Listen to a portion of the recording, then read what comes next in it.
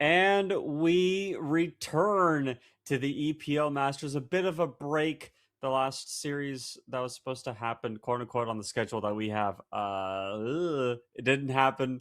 But this morning, obviously, we had our series as scheduled. And today, you're here with Team Jenz, A version of it.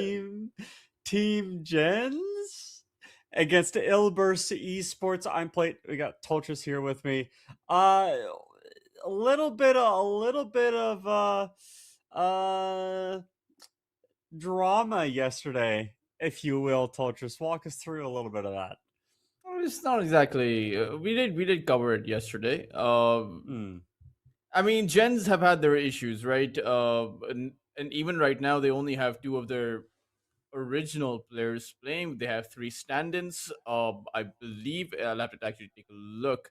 Hockey, Mage, and Kagami coming in on the position one, position two, as well as the position five role. Their original roster of Noob, Yadomi, Archer, gone. Russell and Isla are playing. Now, of course, I don't know if that's going to be the case for the rest of the tournament, but what I also know is that the rest of the tournament for Gens ends here because they can't qualify. Only two teams from each group are going to be making it into the playoffs, and Gens, unfortunately, do not have the series wins to back that up. So, might as well go out swinging, I suppose, even if your swinging results in a bit of nothing. Well, their swinging starts at the first pick, Shadow Fiend. There's a Bane combo, so you can set up some Requiems. Is there something here to build off of? I mean, they've already had they have the safe lane combo built up, right? The Shadow Fiend into the Bane, or your Nightmare into the triple raise combo. That's always going to be there. Uh, Great against the Undying. If Ilbers are planning on playing a position three Undying, it's not going to work against the SF. Even their Tombstone's not going to work because the SF has pretty good right click attack speed. So they do have a good start. The Winter's Curse, or rather the Cold Embrace, is not going to be effective this game. You don't want to set up for those raises. So Ilbers don't actually have a strong start to Gens having a strong start. Yeah, and the other issue with the Ilbris lineup is I'm not seeing a stun. There's one on the Winter's Curse, but that's like what 90-second cooldown or something. It doesn't hardly count. So kind of need some control lockdown here. They kind of they're showing two supports. Could like if you want to get crazy, you could flex the Undying 3 or the Wyvern mid. I mean, I don't remember the last time we saw that in a game here at EPL, but is there anything you'd want to see from Ilbers to sort of right the ship a little bit here? Unfortunately, they've banned out the Keeper of the Light, which would have made for a good position three Undying role. Right, you double Decay, double Soul Rip would be really strong for Ilbers. Uh, but right now they have to pick up a Pulse 3. They can play against the Shadow Fiend. I can't actually imagine what that is. Maybe you just go for a Darkseer right now. Uh, Banned. Hope that the Bane. Oh, unfortunate. Yeah, there's not too many offlane heroes that can actually stack up against the SF because most of the heroes that do well against the Bane SF are just heroes that ignore the lane completely, just do their own thing. Um, so maybe a Beast Monster could work. I don't know. It's kind of a weird position Ilbers have found themselves in. I mean, I see the wins, so my first instinct is to maybe think about Centaur. That's a hero that has seen a lot of play here. Maybe an Axe as well, but Axe into Bane is really, really difficult. So I don't know. I'm not entirely convinced that Ilbers have actually set themselves up for anything good. Gens just have, the stuff they're just picking heroes that are meta. They literally looked up a sheet online. They got the Dota 2 Pro Tracker out. They're like most picked heroes in each role. And they're just clicking those ones. So we'll see if they want to keep doing that. But Kez coming out here. How do you feel about the Kez SF matchup as the carry 1-1? Well, the one thing the Kez does do is maybe shift SF's mindset. Maybe instead of the right click SF, you go for the Yashakaya build because that is one way to take out the Kez. Kez has very low HP. I think the Kez has just as much HP as a Juggernaut does, which is not very high.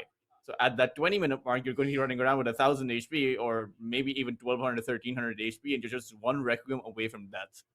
But you always have to look at the SF matchup and what the SF has with his Requiem for a setup, and this Kez is playing into a Fiend's Grip, and there's not too much that can cancel that Fiend's Grip. Uh, you don't have a Ringmaster or a Toss, you don't have that snowball or Escape Pack, nothing to cancel that Fiend's Grip with. So Fiend's Grip into the Requiem, the Kez is just dead. I don't see how Ilbers prevents that. Yeah, and now you have to deal with the with the Necrophos, and the Necrophos is one of those heroes that is a really favorable matchup to the Kez as well. Though I do really like Winter's Curse against Necro, just because Necro wants to be able to cast his spells to live, and if you prevent that, like you get the Necro next to the SF, really hard to stay alive. But you know, this Rubik, in my opinion, is telling me that it's going to be a 3 Undying and a 4 Rubik and a 5 Wyvern. I don't know if the 3 Undying, as you said, is really the best way out of this situation for Ilbers, but we've seen them go with some pretty unique stuff in terms of draft in the past. I don't know if this is necessarily the most dank thing I've seen from them, but it's definitely getting into the realm of non-standard. Yeah, I mean, the boss 3 Undying is a bit more in the meta right now, but usually in situations where your lanes are incredibly strong. I don't see that happening for Ilbers, and I don't see the team fight working out well for this Undying either. Like it is a very shaky draft. Even into the Necro, like you pointed out, Necro strong against the Kaz, Necro strong against the Undying as well. And your heal's not working out, your repositioning is not going to work out by your Rubik. Spell steal is okay this game. It's great depending on what you can steal, but I do just think that Jenz are running away with this. Now, do I think that's going to be a factor and strong enough that makes them win? I don't know about that because this roster has not been together for very long. I would say that about the main roster, but this substitute roster is literally here at the last minute, right? They had a Yeah. different team yesterday, and now they have a completely different team. And it's not as if Nagato and Isla, or rather, sorry, Russell and Isla, right? Russell, sure, he was the offlane player. He's going to be consistent. But Isla is a support. You have replaced two of your cores on the mid lane and on the carry position, and that's certainly going to affect you. Um, it's not as if Ilbers have Ponlo, right? If I do look at the client, they have Ponlo. Ponlo is one of the most dedicated players out there. I recall a post from him saying that he used up all of his savings to move to Europe, and just play Dota from there, right? And he's rank 100 currently. That is a level of dedication that, quite frankly, most players would not commit to that. I wouldn't. Now, Ponlo's is a guy that we keep CPL. I really hope that he has sort of a breakout moment. There have been some teams from EPL, Team Zero, Nemesis, Reconics that have come in here. Glyph recently comes to mind. Teams that come in here and they show up and they come to a tournament like this and then they really perform. And I think Ponlo's one of those. He's grinding. He's doing all the right things. He's really dedicated. And so far, I'm going to dedicate my first prediction to Ilbers. I think they're going to win this game one. I don't think it's close. Um, you let them get the last pick Ember Spirit in a non-losing matchup, which is like a gift. This guy has so many bad matchups, and yet Storm is not one of them. Mage is going to have to live up to his name and really out Mage niche here in this mid lane, and I think Snowball.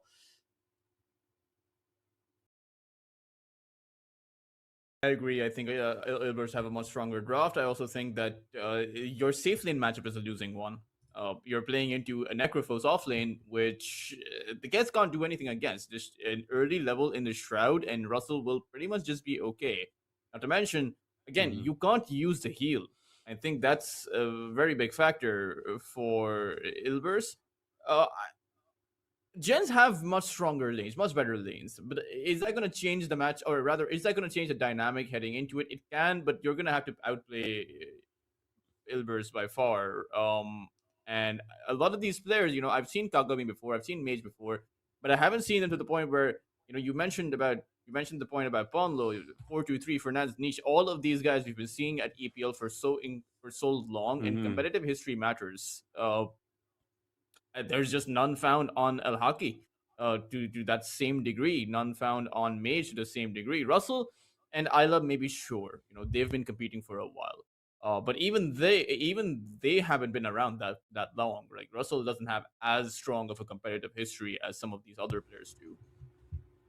Yeah, EPL is not a place. EPL has been a place for some players to have to get their toes Prepare into the for world of battle. competitive So nice. right here. But game one, Ilbers take it on Team Jenz. We're gonna see exactly how everything shakes up here. Some pub stars here in this one, but so just gonna have to give me the rundown here. Obviously, the lanes are better for Jenz, but what is the way? Like, how's a way that Ilbers could win lanes if they wanted to? Well, obviously, they want to, but what is the way they could win some of these lanes? I think there should be a rotation by the Rubik on that mid side. Take out that Storm Spirit before he hits his level 6. If December Spirit can get off to a decent start, he can start rotating around, take out that Necro. Because Necro is weak against the Ember Spirit at those early levels. He doesn't exactly have too much magical protection, even if he has physical protection. And you can overwhelm Gens by simple rotations. Even the Undying, sure, he's a position 3, but nothing stopping him from rotating towards that top side. Target the Necro, target the Shadow Fiend. Maybe the Winter Wyvern also rotates towards that bot lane because the three. I'm taking a look at their draft, and 3 people being in one lane is overwhelming. I don't think Jen survives against that. Uh, there's not too much the Bane can do. If there's both a Rubik and a Winter Wyvern and an Undying rushing you down, there's not too much a Storm can do if the same thing happens. So that's probably how Ilbers are going to play. Well, no matter, I mean, even if you do bring the numbers to some of these lanes, the one thing that Ilbers do still struggle with is that lockdown. So you do have to. I think coming in at weird angles could be another thing for them. If you make you cut off points of retreat, but I can't see why Jens did go for the Storm Spirit. And if Storm has that decent lane against the Ember Spirit, there's a possibility here that you just don't die.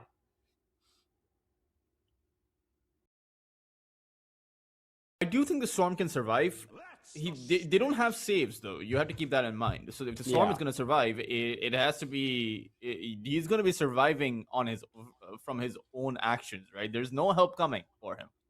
So he'll have to outplay whatever rotation comes his way, which I don't think is possible before the level 6. Like I don't see how he survives. Niche has Yeah. the flame guard, so he can dive in the tower.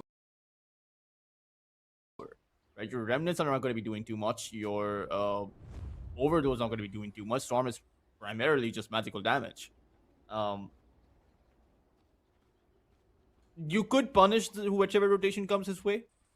Since you have the power shot, you have the 30 nightmare, seconds you to have battle. certain abilities like that. But it would just be punishment. Like at the end of the day, Ilbers, even should they die on one of their heroes with those rotations, should always be able to get the Storm kill. Aponlo breaks that smoke. Jen's up on this right-hand side high ground. Oh, 4-2-3.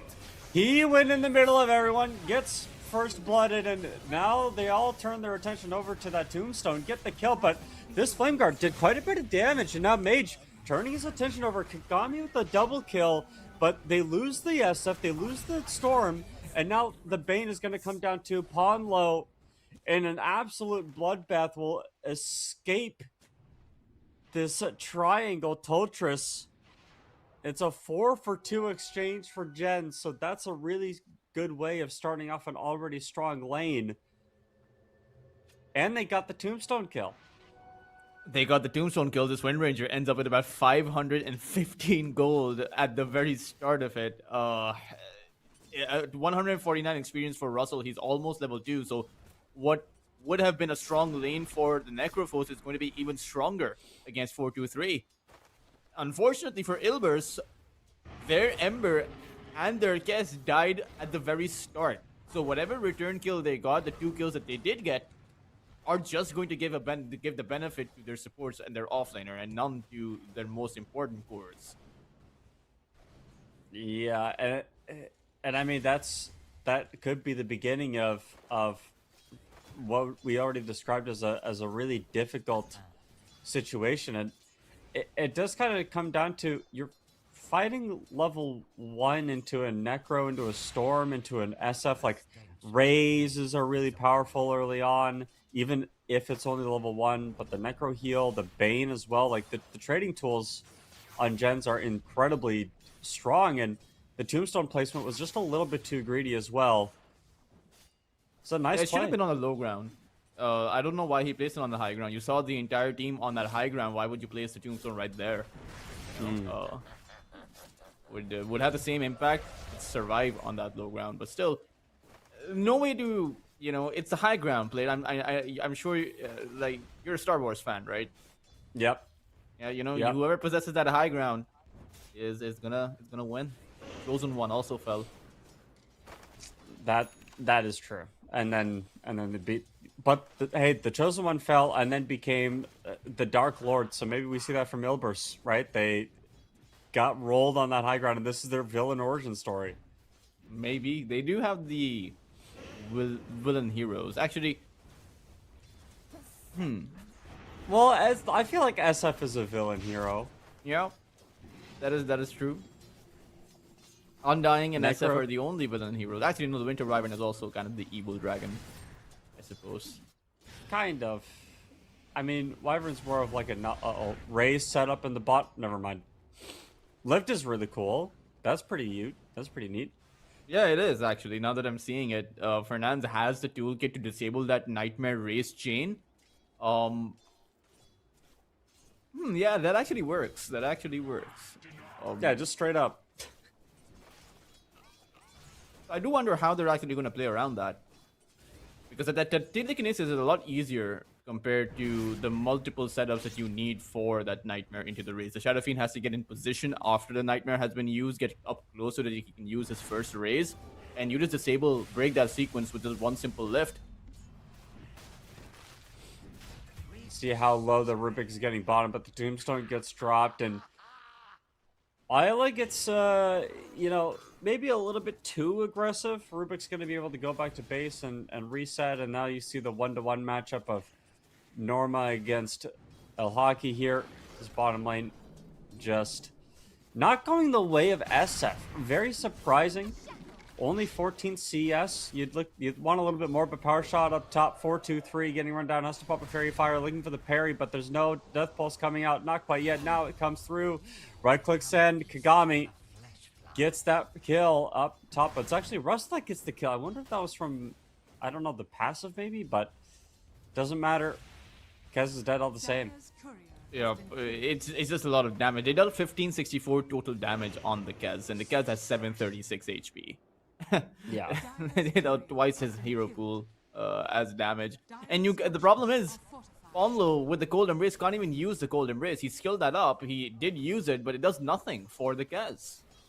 You just set up for Russell to get on top of you. The Heartstopper Aura still decays your HP, and Kagami has the power shot.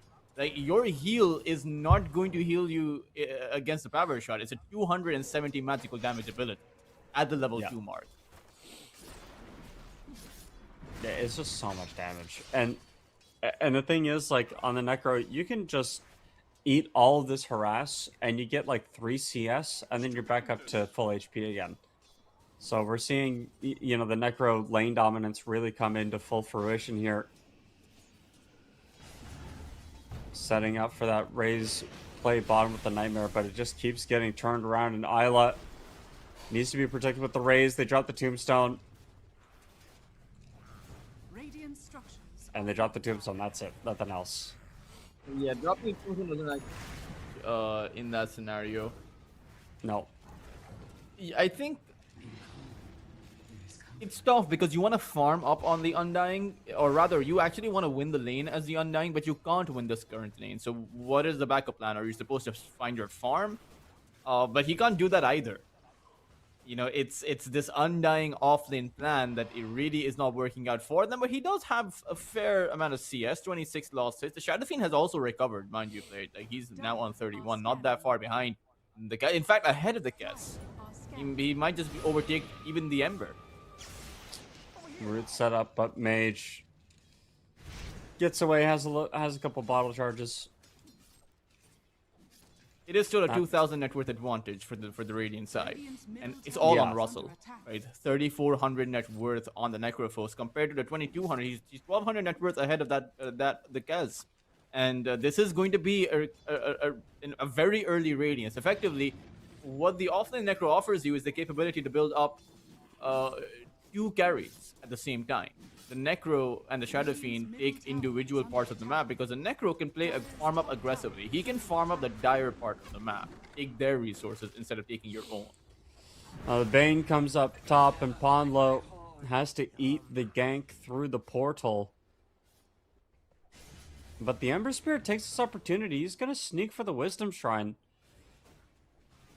Bane in with the TP. I don't quite know who's going to get it here. Oh, it's going to be the Bane with the Nightmare Plate. Pretty safe. Receives the tips as well. That is nice to see. Well played on the Bane. Receives tips from his entire team. I mean, dude, this net worth disparity is really daunting. 3 people Isn't end up going bottom as well. Oh, dude, they're bringing numbers to this SF. Drop the tombstone. Get that kill onto the tower. Oh, I mean, it's a very simple kill. But at the same time, it may be a tower trade because Russell as well as Kagami, they have dealt massive amounts of damage to that tier 1 tower. It is likely to fall here because the Kez alone can't really defend this tower. The first tower of the game will be going their way. Meanwhile, that tombstone isn't really effective at dealing much damage to the tier 1 over on that bot side. So the death of the SF isn't that bad for Team Jenz. Obviously, Isn't you want it to keep ironic, them alive, though, but... that Jenz are doing much better without Parker and Noob? Oh, well, you know, that's just this is what their draft is designed for, right? Like they need to win these lanes. This is the first step of them winning this game, is that sort of lane domination that we're looking at right now. We'll see, you know, if they can keep it up. That's kind of my question at this point, is like, yeah, you've set yourself up for success. Now but the most important step isn't the lane. It's now we have to turn this into momentum, something meaningful. And El Hockey meaningfully in a certain amount of trouble trying to get that play with the Requiem. We'll get it. TP boots are done on Necro. He's coming in right on top of Norma, but Ponlo's going to eat the raise. Turn around. There goes the Reaper Siphon. Doesn't quite get the kill, but maybe doesn't need to. As Kagami picks up the last hit, and that is the first, straight up first item TP boost. No Sacred Relic, no funny business, just full on gas. Pretty much, but you still do have the Ember Spirit nearby. He sees everyone with his Observer Ward, but there's no real follow-up. Norman does come back in with the Ceaseless Dirt, so perhaps they can look for something. Or rather, they're going to look for El Hockey. Niche, at the very least, has some idea that the Shadow Fiend is nearby. The Shadow Fiend's already made his way out. Yeah, the dive is going to happen instead on top of the wind, and Kagami got hit with the slight chains, body blocked, niche. Oh my gosh, it was the melee creep that got the kill. That is hilarious. They won't be able to. I mean, they're not responding to these moves effectively. Is the problem? Like they're very far behind on Ilbers. 4,000 of elite is nothing to scoff at, and this Necrophos Boots of Travel, like you pointed out, is going to enable the counterplay. Right, for Ilbers, they want to dive that Shadow Fiend. They have to play deep now because they've taken effectively that safe lane capacity away from the SFs. He has to farm in the jungle. So if you want to make those plays, it has to be very deep. And when you go in deep against the Boost of Travel, the support can arrive at the tier 2, at any of the lane creeps present nearby. You really can't go on the Storm Spirit anymore. There's not a single ability that can hold that storm down for long enough. Searing Chains is there for sure, but there's nothing apart from that. Talon Toss Silence perhaps is going to be good enough, but if it's not, the storm just zaps away. And so the only real target for Ilbers is the SF, and it's a risky move to go for him. I mean, he has Bane behind him in case. He probably will have Bane behind him in case, so, you know, the Nightmare is going to be coming out. And again, Ilbers really don't have a lot of ways of canceling the SF ulti. You have Lift, which we saw in the last team fight, but it's Lift and it's Winter's Curse, and we don't have Winter's Curse ready yet. So this SF is not going to be the toughest cookie to crack, even though in terms of net worth, well, the SF is lowest on his team in terms of the cores, but you're an SF. You can just triple raise or double raise a wave, and then your net worth is okay. So who cares?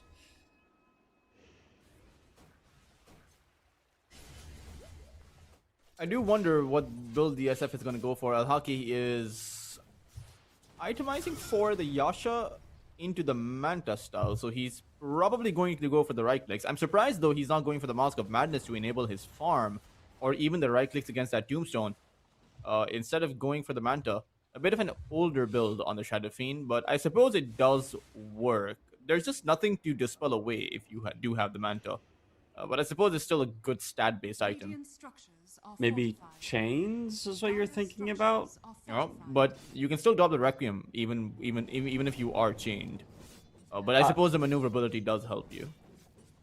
Could also be like you can, because you can purge off the Kez damage, right? Like You can. Yeah, so that might be the other thing that he's thinking about too, right? That's the main way that the Kez does damage. So a lot of things to consider. Catapult wave coming down bottom lane.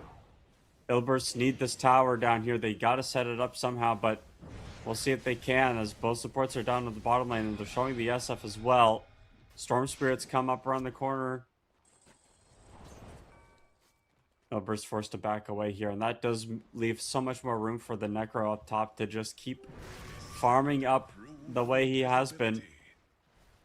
Yeah, he's on the trajectory to hit that perhaps a 14-minute radiance with the Boots of Travel. Right, so very high on his farm. He's 7,000 net worth at the 12-minute mark, and there's nothing that Ilbers can actually do to counter this out.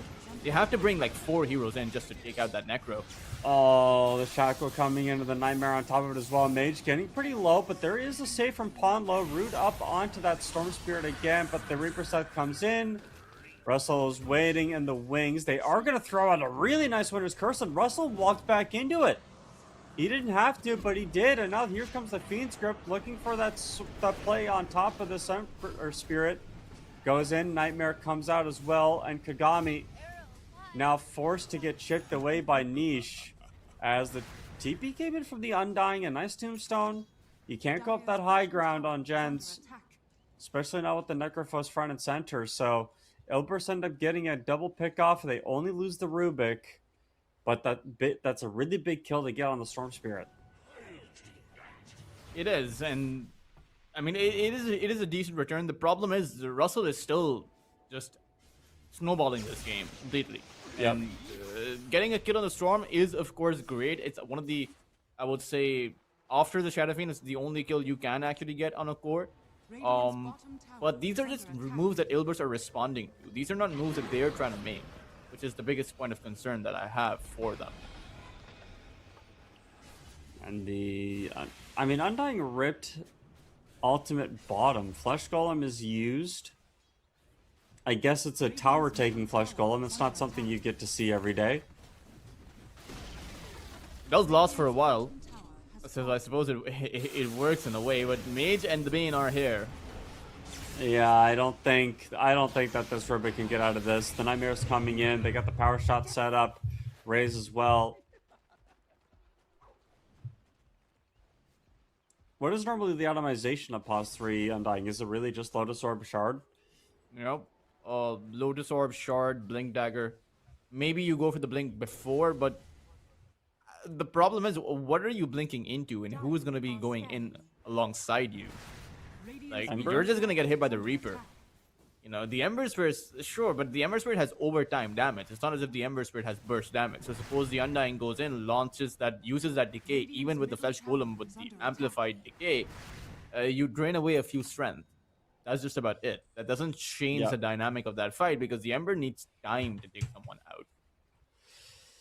This is a very greedy attempt to go on the Necrophos that is this farmed up top with the Radiance finished at 1440. The smoke play from Ilbers, and it's going to get read by Russell. Never mind. the chains, the root comes in, and that is the, a patch update 7.41E, I think. The change coming in with the root canceling the portal. Go, and here comes mid. That's a really, really unfortunate play. Oh my gosh, they barely didn't get the shards on the Storm Spirit there. He manages to zip away. The nice Nightmare save coming out. Again, Isla is farming the tips at this point. It's nice to see these kinds of plays by the Bane. Always a Nightmare save. Had that Nightmare not been there, that Splinter Blast would have landed on that Storm and he would have died. But still, for Ilbers, it's a great pick-off, right? They found the Necro kill. No one came in to help. There was no creep wave, and no one decided to teleport to the tier 1 tower because there was just no time to do that. It should be a wake-up call to Russell to farm up a bit safer. Unfortunately, where he's going to farm right now is directly on the Shadow Fiend's turf. So they're now going to have to share those resources, at least until Isla builds up some more stacks. Yeah, I think this could be the moment that the SF makes his way over to the triangle, or they get the stacks over to the Necro. It doesn't really matter. It doesn't change who or what is really going on, but Manta style for Kez, he feels like he needs a purge of his own. Maybe against the Bane, I would imagine. The Bane is the only one that you're thinking about purging, so I don't know. Maybe Manta style just to push waves out. El Hike bottom lane. It's going to get run down, trying to rip the ultimate. It's going to get it away, and the TP out is going to be good as well. They don't have a cancel. 4-2-3 wasn't there in time. I mean, you kind of need 4-3 to land at least a few hits, or maybe even a talent toss. Had he been nearby, that Requiem would never have gone out, and you would have been able to find that Shadow Fiend kill. So, a bit too late for Ilbers. And again, they are not prioritizing that top side. Outside of the one kill they got on Russell, they have left that top lane completely alone. Russell will eat away at all of these stacks. And I mean, it's just going to get even more massive. 17 minutes, he has 10,000 net worth. All the meanwhile, you're playing a Kez carry that isn't really itemizing for burst damage. He has a Mage Slayer, which helps you against the Storm as well as a Necro. But eventually, the damage output from these two carries, I would say, is going to overtake Ilbers in a capacity where they can't match it even 50%. Well, they are going to have to play a little bit of risque to get some pickoffs, and they find one bottom. Just went behind the tier 2 tower niche. It's on a killing spree. Good pickup though. Like, I think they are making the correct moves. And I'm actually not in the position to suggest if abandoning that top lane is the right idea, but it is working for them per se. Like, you miss an attempt on this SF, but then you get him the next time around. And they just keep making these plays, but the Nightmare set up onto that Rubik. They don't get the chains combo. Power shot up the high ground from the Rubik, giving a little bit of vision, but it's not actually going to hit the Bane, and there's a ward there, so Island is exactly which way to go, and that's going to be two teams peeling off of each other. It's just more of the same, but the net worth is not as bad as I thought it was going to be at this point in the game, Toltris. Some of these pickoffs have really worked out in Ilbers' favor. They have. I mean, the Radiant side, Jenz have not made the same kind of moves. We've seen them go make pickoffs over on the mid lane, sometimes respond to team fights, but not really consistent moves. And Al-Haki continues to die. Like, he just continues to stick around in the same exact place where he's dying again and again. You'd think at some point that you can make your way into the triangle, but Ponlo's going to set up this really nice play up top, trying to get a Nightmare save coming out here. But when you can get a free Necro kill like this, you're going to take it. And here comes 4-2-3, looking for a little bit of vengeance. He's going to be able to pick it up, and now Mage in with the zip on deep and behind ends. Has that Witchblade going for a little bit of extra damage as 4-2-3 is going to get hit with the Focus Fire. Kagami, though, he's not strong enough to take out these two cores, and 4-2-3 welcomes the Focus Fire. He gets a triple kill. Dives happening around the map. Jenz lose one on the other side of the map. They get 4 dead. Only 2 supports die for Ilbers, and Toltris, these team fights, you'd think that with the net worth lead that Jenz had, it wouldn't even think about going this way. The Reaper Scythe wasn't used, your Shadow Fiend was dead, and you're diving a tier 2 tower. That's a shoddy play, or rather a shoddy attempt at best. For Jenz, if you are going to go that far deep, you need to use your burst damage, use the Reaper Scythe, create a numbers disadvantage for Ilbers, but they never really felt pressured in that situation. They got the Winter Scourge, they El got every single spell Hockey. off. That's gonna be a play. They're finally done with the stupid friggin' Ember Spirit. Get this guy out of my game, says El Hockey. The Reaper Scythe obviously takes the kill, but they stole Requiem. How do this should never happen. This should literally never happen. Stolen Reaper Scythe on the Rubik now, and he's got a blink if I'm not mistaken. Toltris, is there going to be a smoke play coming out from Ilbers now? Never mind. Ponlo, need some helpies. Maybe a pick-me-up. Uppies? No, instead, they are going to get the stun down on top of Mage underneath this tier 2 tower. The stuns keep coming out in 4-2-3. It just keeps helping Ponlo outplay whomever he wishes, and now they get the lift back on top of this Bane, who's stuck in no man's land. I mean, Jenz are walking in one after another, and that's going to be a stolen feeds grip now for Rubik. I mean, these guys on Jenz don't know how to cast spells, man. That's a bit awkward. I would prefer the Fiend's Grip over the Requiem because he's still a few ways away from that Blink Dagger. But it's the Aegis for 4-2-3. Storm hitting a tier 2 tower is not the ideal use case for the Storm, I would imagine.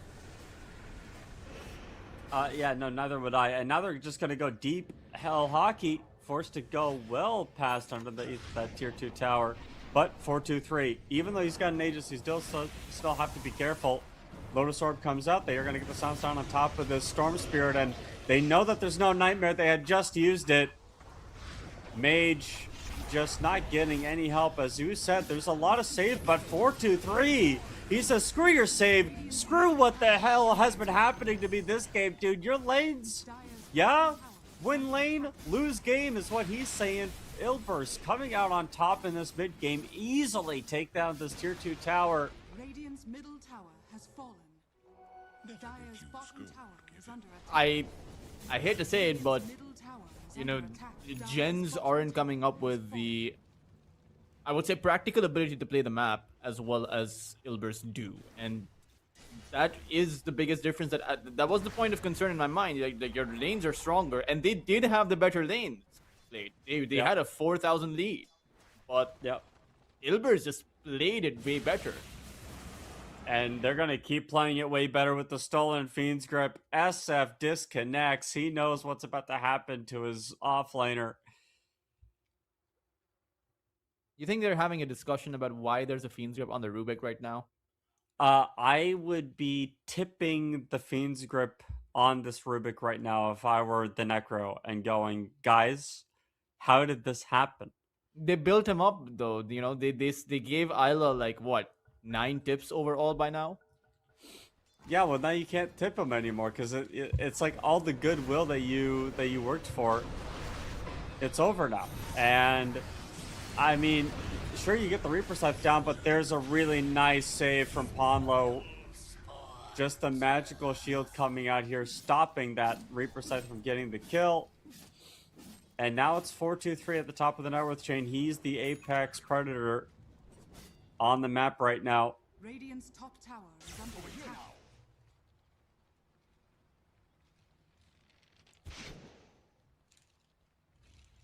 I don't even see what moves they have. The one good thing for Team Gens, or the two good things, I suppose, is the fact that Russell as well as the Shadow Fiend still have a lot of farm. There is a way to actually carry the game if you just keep farming up on El Hockey. Russell can just keep farming up too, play a standard game with these two carry heroes. The problem is the Storm is far behind, and I don't see the Storm being able to make the same kind of moves. Let's go in though on Norma. Yeah, they are going to be able to see the Shackle turn around onto 2. They do have an opportunity to maybe get some sort of tombstone down. Norma, he's just tanky. Yeah, you focus fire me down, but I have all these soul rips, and now you're forced to TP out. The play just doesn't work, and it's going to be the Bane instead. eats the turnaround play. Norma soul rips the Bane. I don't know if Bane has a soul, to be fair. I don't think he does. It's like a fiendish, nightmarish thing, right? Like he's not really a living creature. Neither like is a the Undying, manifestation but of the your Undying nightmares. has a soul. Or I would imagine Undying he has does. a soul. Yeah. I'd give Because the like Bane a an soul. I mean, I don't know. Well- It's an interesting question. because I thought the whole thing with Bane is that he's like not real. He's like a nightmare. Unless he himself isn't a nightmare and he's just like the Lord of Nightmares. He's But the Lord of Nightmares. You know, Yeah. he has a Sharingan. He has the 4-2-3 with this friggin' Manta style play. How many times do you see that in the pro level? And he's gonna go in on top of the Bane as well. Silence coming in. There's still the... I mean, this is an interesting use of Aegis. For sure. It's one way to put it. El Hockey gonna look for the Requiem, but gets saved by Ponlo. He's not gonna let you get away with doing that easily. Zip down on top of him as well. The chains are gonna be able to come in. They are gonna drop the Reaper Scythe as well, but that does put the rest of the team in a little bit of a predicament here as the Raptor Dance comes out. Nice play. Shackle or chains onto 2. Beam Script is coming out here on top of this Ember Spirit, and the races also lay the pain down as the sleep from the Nightmare comes in. The parry is out, but what a shackle. Turns around. Manta dodges the raise, and 4-2-3 just playing with this food right now. Zeke goes in right on top of that Necrophos. He's got to be a little bit careful. The parry comes out, and that's going to be able to get the stun down on top of that Necrophos, who's still healing up just from the creep wave that spawned, and he got a few creep kills, but he's the lone survivor, the guy that's undead, the last one alive. diving inside of the tier 3s is pretty impressive by Ilbers, but they're mashing buttons right now. They're not really doing much else apart from that. Like, Jenz are unfortunately not in the capacity where they can play against a team like Ilbers. Just a bit too much for them. Rubik isn't even close to dying. You thought he was, but he had more in the tank, even on top of that play. Radiant are scanning. Unfortunately, there's just a distinct difference of mechanical skill at this point, right? It's not even as the game goes on, it becomes less and less so about the draft matchup. If you can just outplay your opponents like 4-2-3 is, even niche, you know, the Ilbers, like I pointed out, is or like you pointed out as well. Their players have been competing at the European stage at EPL for a very long time. Radiant's bottom tower is under attack. Some would say too long, late. But Yeah, they I have think been for here. some of them for sure. Dire's top tower I think it really does come down to Jen's kind of pubbed this game. Like they had a lot of individual heroes are like farming aggressively in 3 lanes. The SF was the biggest target that Ilbers were going for. They successfully found him multiple times, and then they found the Necro a few times, and they also found the Storm a couple of times. So I feel like when you have a Storm Spirit and like it's a good Storm Spirit game, you can't rest on your laurels. You have to go out and do stuff. And that's going to be a little hard when you have this much control to deal with. Well, not even control, but damage. It's not a lot of stuns, but there's just a lot to deal with.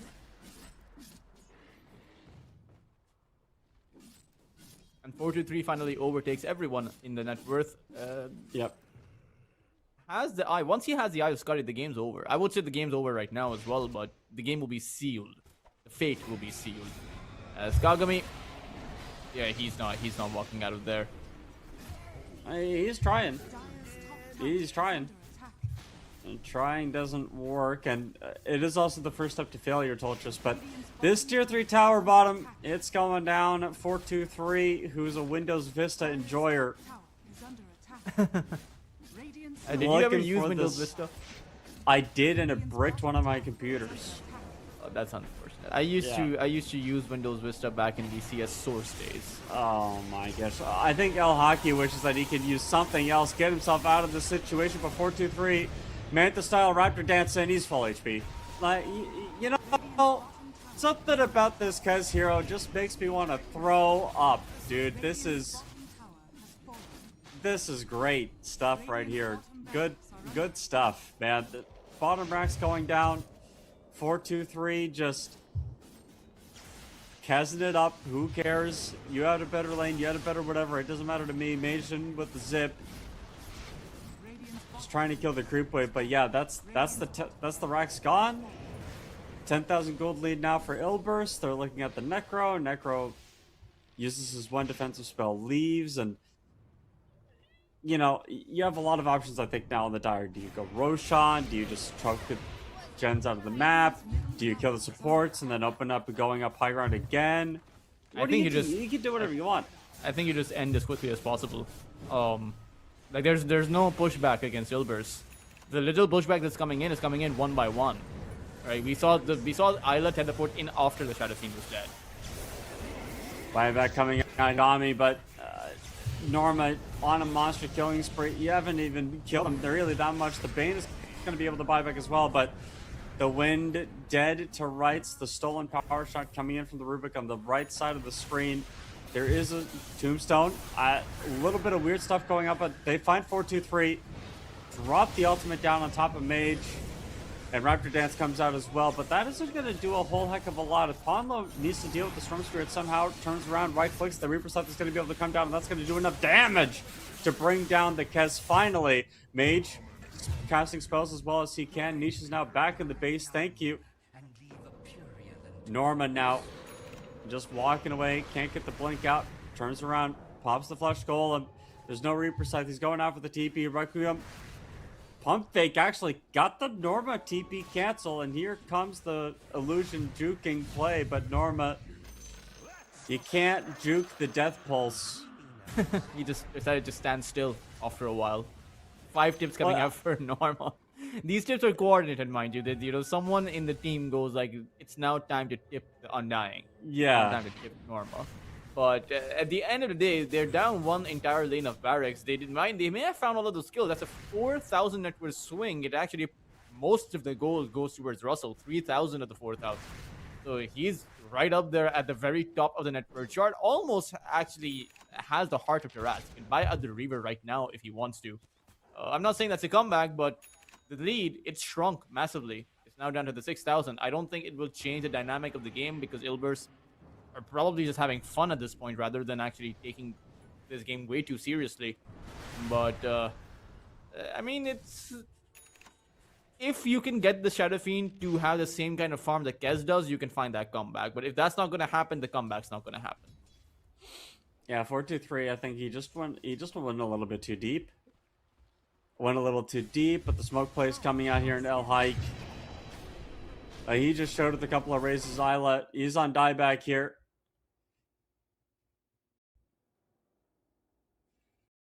Well, that's awkward. It is, and I mean they don't see El Hockey. You know, he has the Requiem. He has a few tricks up his sleeve, or at least the one trick. I do wonder though, the Requiem's not going to do as much damage. So how are they exactly going to make this kind of a play? Mage zapping in would be a mistake. I don't know. They don't have Russell. Like, he's not there. He doesn't have his boost of travel. It's on a 25-second cooldown. So this is a 4v5 fight with a Shadow Fiend that's under farm. With a Storm Spirit that has 12,000 net worth. What is he going to do? Witchblade Ilburst at death? Yeah. Don't take that away from him. You know, but I think they do have a ward. They have a really nice ward on the ramp. So Jenz know everything that's going on here. They don't see Ponlo smoked in the back though. He's still hidden. My Dota doesn't show the ward. Oh, okay, that one. Yeah, Jenz know everything that's happening. Yeah. Ponlo's still inside the smoke, so they don't see him. But I suppose they see everyone. Yeah, they see Niche too. So they see the 4. The problem is there's a cold embrace that can come out from Ponlo towards anyone from the position he's at. He has a blink dagger, so there's no way you take someone out unless Ponlo bungles it. And Fernandez has the shard. so he can actually lift someone back as well. I genuinely think there's a less than 5% chance that team fight works out for Jenz when you don't have your Necrophos. They just they just simply don't have enough damage to win this fight, and holding the team fight for 25 seconds is impossible because your Bane's dead right now, right? Like that much is Yeah, guaranteed. He doesn't have a buyback, so you can't actually come back with the Bane. The Wind Ranger can't really do anything. It's literally up to a Shadow Fiend to come back. His PC crushed. That's a new one. it Okay, crushed. overheated. Yeah, That's one of the not good. reasons Russell doesn't use his cam is because his PC's FPS drops down too low. We need to get him a PC. Gotta get him a new hamster. Yeah. Although Russell is competing in the Esports Nations Cup, so True. just buy a PC after that. Yeah, probably. I think. Do they see the storm right now on Ilbers? Like, do they know that the storm is in this woodline? Because if they do, I think you just blink, cold embrace him, and then he dies, right? And then like the whatever, you don't get the requiem off. Yeah, that is one way to go about it, but I would imagine that Ponlo's position enables him to play this fight defensively. Just wait until the Storm and the Shadow Fiend reveal themselves, make them waste their abilities, and then just save your ally and turn the fight. They do see the SF right now. Like they know where the SF is. I think the Kez is giving the vision. They can see him. I don't know how they can see him, but they can't see him. Checking the fog of war. So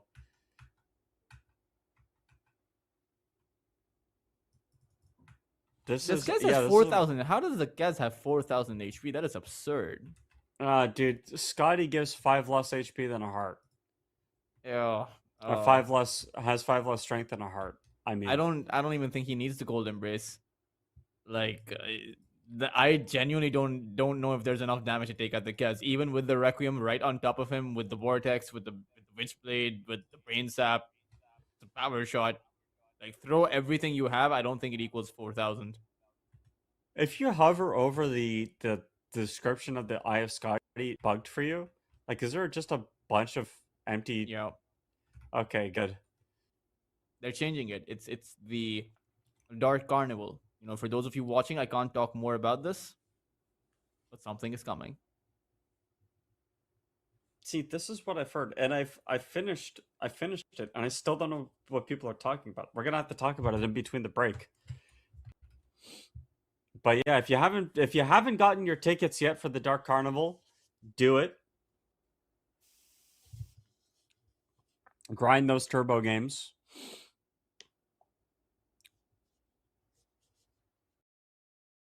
Can you explain to me why? Isn't it's Jakiro that is the triple lover tickets on the Dark Carnival, right? I actually have not played the Dark Carnival at all. Like, not a single step. Not a single step. Why? Oh, I'm not a minigame fan. Really? Yeah, I haven't played any of the mini games.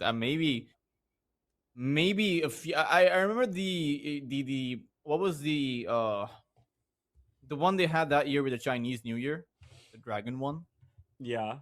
a long time ago. I played that. I played that quite a lot with my friends, but none apart from that. Not even Dire Tide. What? Yeah. Did you do Crownfall? I did, but I skipped the entire comic. Like, I just smashed the skip button. That's fine. Yeah. That's fine.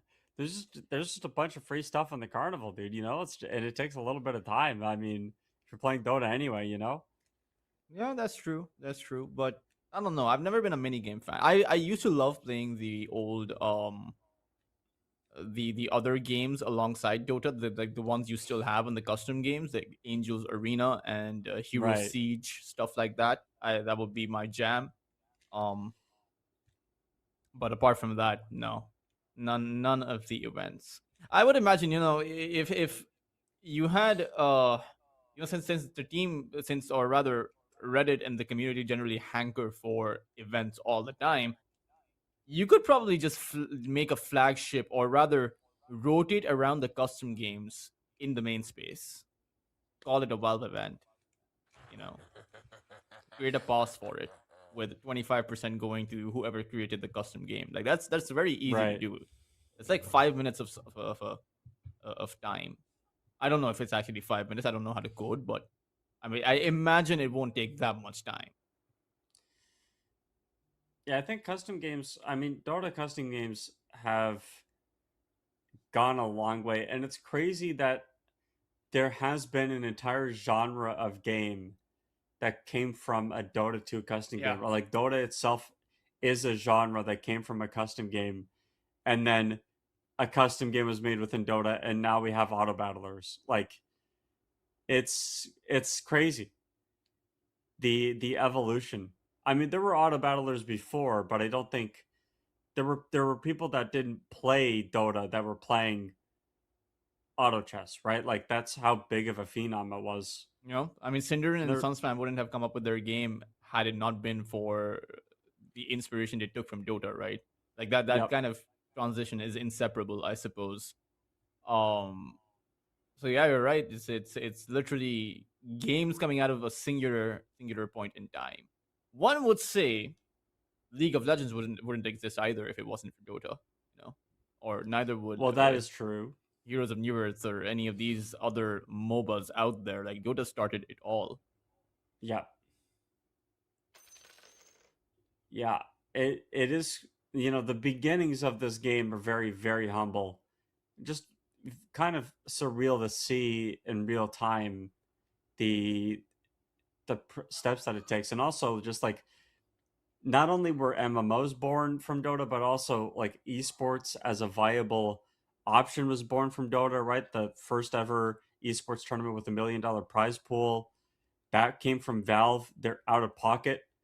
The first TI, right? Like, how much history does Dota have? And even this game, this team fight that we're about to watch, embeds itself within even a small part of the fabric of that history. As the PC overheating has been fixed, G's are being called, kind of.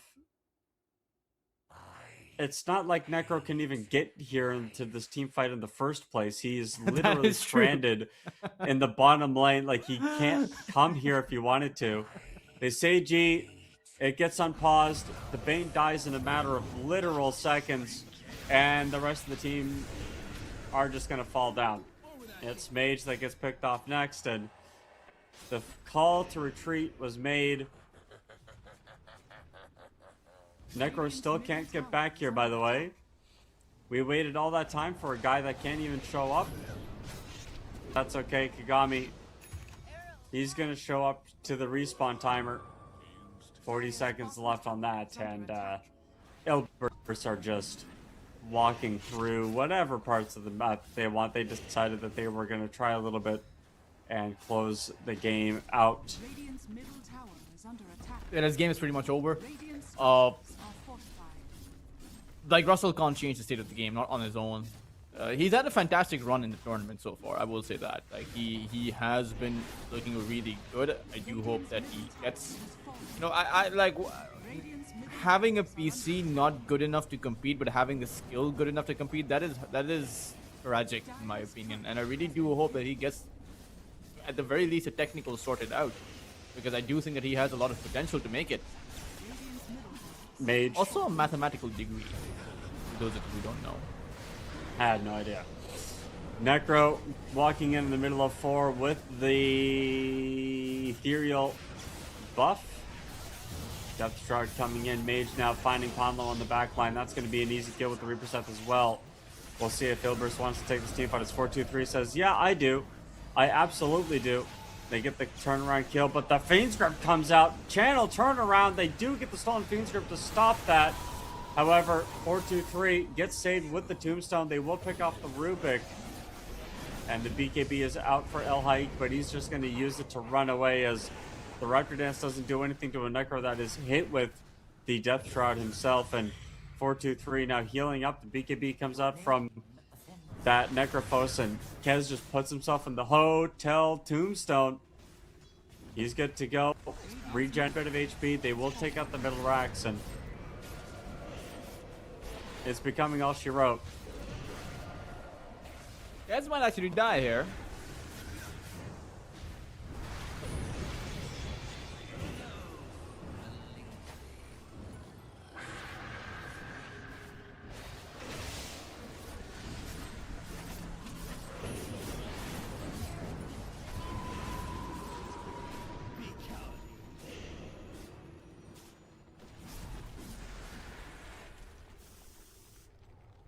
I mean, he gets away. The game is pretty much done and dusted, but they still have a tier 2 tower.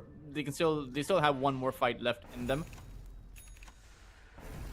Like it's not gonna change anything, but it's still a fight, right? It's the opportunity to get to play some Dota, click some buttons, play.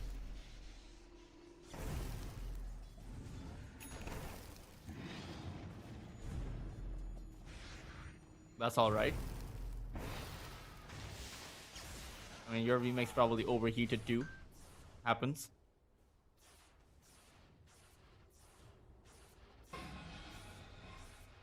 To be fair, Ilbers really are impatient with this. Like, they want the win as quickly as possible. Right on that tier 2 tower, 423 will be able to take that tower down, and then they will be going for the next lane of barracks. There's no buyback available for Russell or Al-Haki. This is a pretty much done and dusted game. Oh, wow. Radiant's top tower is under attack. Mage getting some zips away. Sorry about that, tech difficulties. I'm back. And yeah, I mean, this is just... Top tower has fallen. I don't know how you stop Ilbers here at this point on Jenz. Like, You don't. this Undying is too big. Well, no, exactly, you don't. Necro's the only hero really with network that can hold the candle to this situation. 4-2-3, they're going to be able to find the Bane in the tree line over on the left. The Fiend's Grip turnaround on top of the Storm Spirit, but they are going to drop down that curse anyway. Death Charge or it doesn't matter as the BKB comes out from El Haik, and they are going to get the turnaround. Nice play. Reaper Scythe comes in, Mage is out with I think a buyback as Niche BK or double damage rune walking around. The BKB from Russell walking down Pondlo will get himself into a little bit of the cold embrace as Niche walks up, and what a play from Pondlo. Just playing with the food at this point as Mage has enough mana to work with himself here a little bit, turns around, still trying to play, but 4-2-3 comes in. That's called Vengeance. The buyback is out there, and Russell, he is literally 1v4. He dies. The Bane is the only one left, and he's going to be the one to call GG as Ilbers 51-24 in a 37-minute game. The only really close part about this game was the lanes. Yep, and that was, I mean, predictably, the lanes were going to go in favor of Team Jenz. Unfortunately, the game wasn't. And that was a concern in my mind that it's unfortunate that that turned out to be reality, because Ilbers, these players, there's a huge difference between these players, you know, for better or worse. Team Jenz came in with TI level players, quite literally, right, in the form of Noob. Parker, you could consider him TI level. Russell and Isla, though, these two players have pretty much have impressed me quite a bit. Russell, especially on his offlane performance the entire tournament. It's unfortunate that the team has ended up in this kind of, I would say, offsetting. I suppose it happens in a game. I guess it happens, you know. But what I want out of this for Jenz, you know, even though they're not going to make it forward to the playoffs, is that Russell and Isla continue to compete. For the rest of these players, though, Mage, El Hockey, and Kagami, I do hope that I get to see them again. But you know, it's still not over. We still have an entire game before us. Although I don't think it's going to go to a game 3, but anything can happen, I suppose. What do you think Team Jenz have to do to get this to a game 3? Do they just have to like obviously winning lanes didn't better? Do you think they just need to draft better team fight? Overheat PCs. Well, overheat the PCs of Ilbris. Team Jenz are gonna send a heat wave located specifically to the players of Ilbris Esports. And with that, we're gonna have to cool off with a quick break. After that, you're gonna be seeing game 2 between these two teams. Don't go anywhere.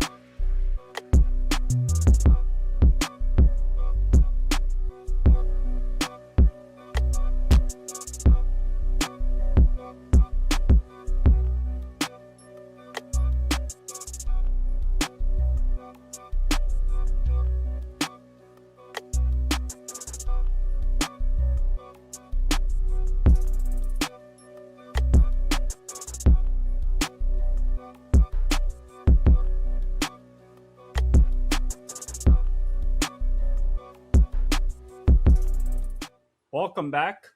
I'm taking a look around at EPL Masters, and I'm trying to find. I told you I can't find it. It's a game three. I just don't see it. I'm looking around. I can't find it.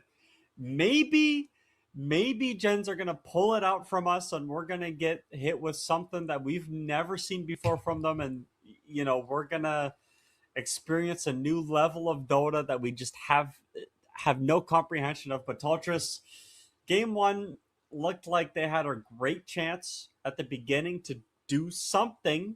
Nothing happened, and they lost. Yeah, and I don't think anything is going to happen either. Blade. Yeah. Like there's just too big of a difference there.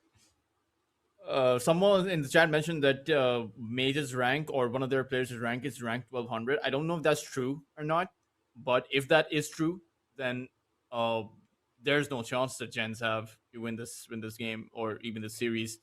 Uh, Listen, I'm an unranked immortal myself, okay? I will not take this line slow to non-numbered immortal players.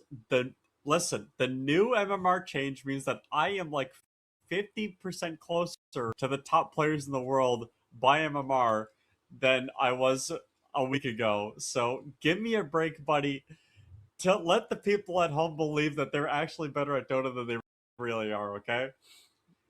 Yeah, but I just don't see that. I just don't see what happened. Like I have like right now, if I check my in game, I have 6 players online that are ranked 500 or less.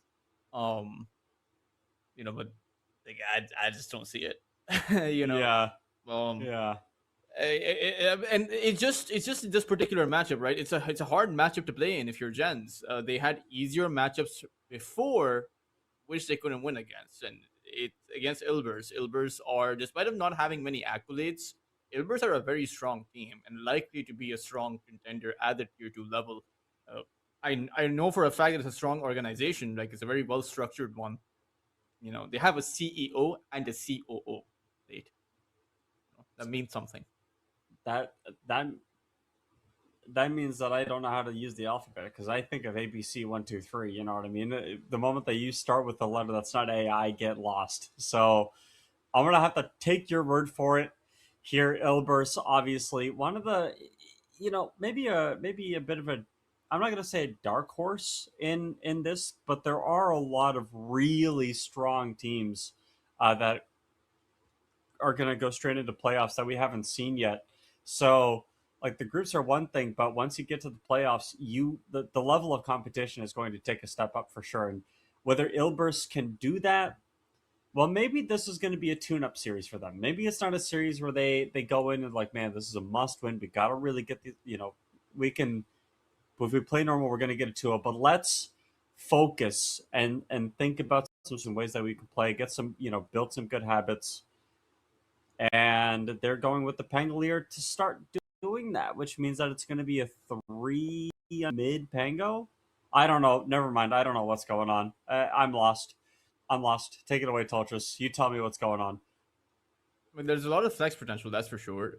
Both the Pango, or rather, both the Undying and the Batrider could be supports, or it could be the offlane. Pango could also be the mid or the offlane. I think it really just depends on what Gens plays.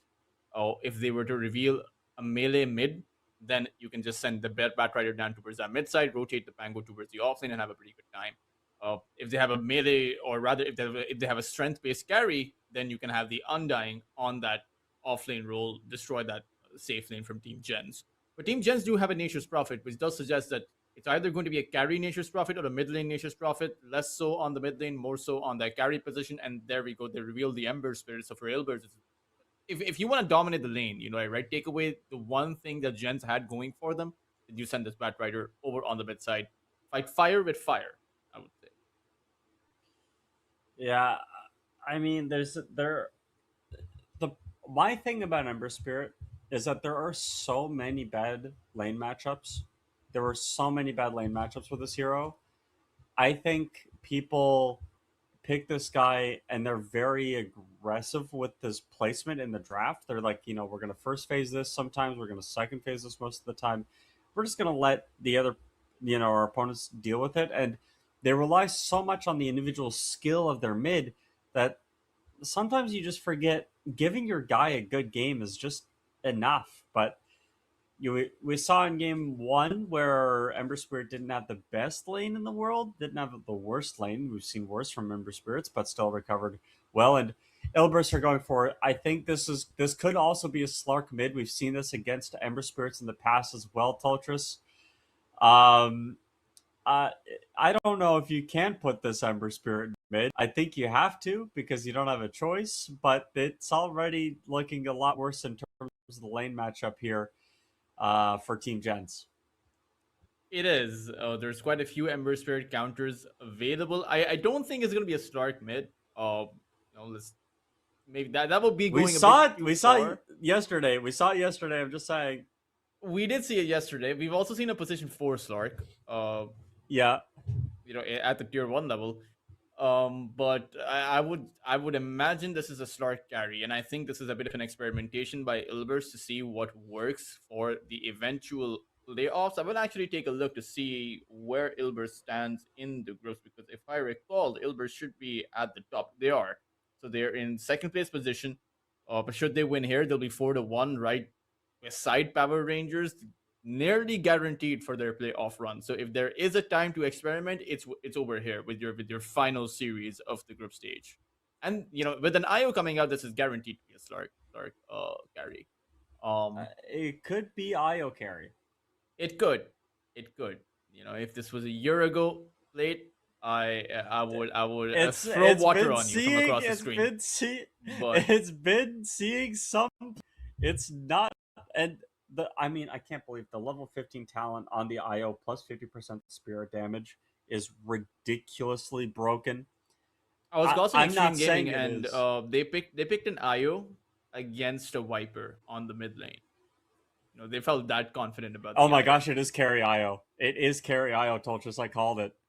You did call it, and that means it's gonna be okay. So Norma is on the offlane Pango. Fernandes and Pondo are the support. So this is gonna be a mid lane Starkey. I think you called that one as well. I called it all, Toltris.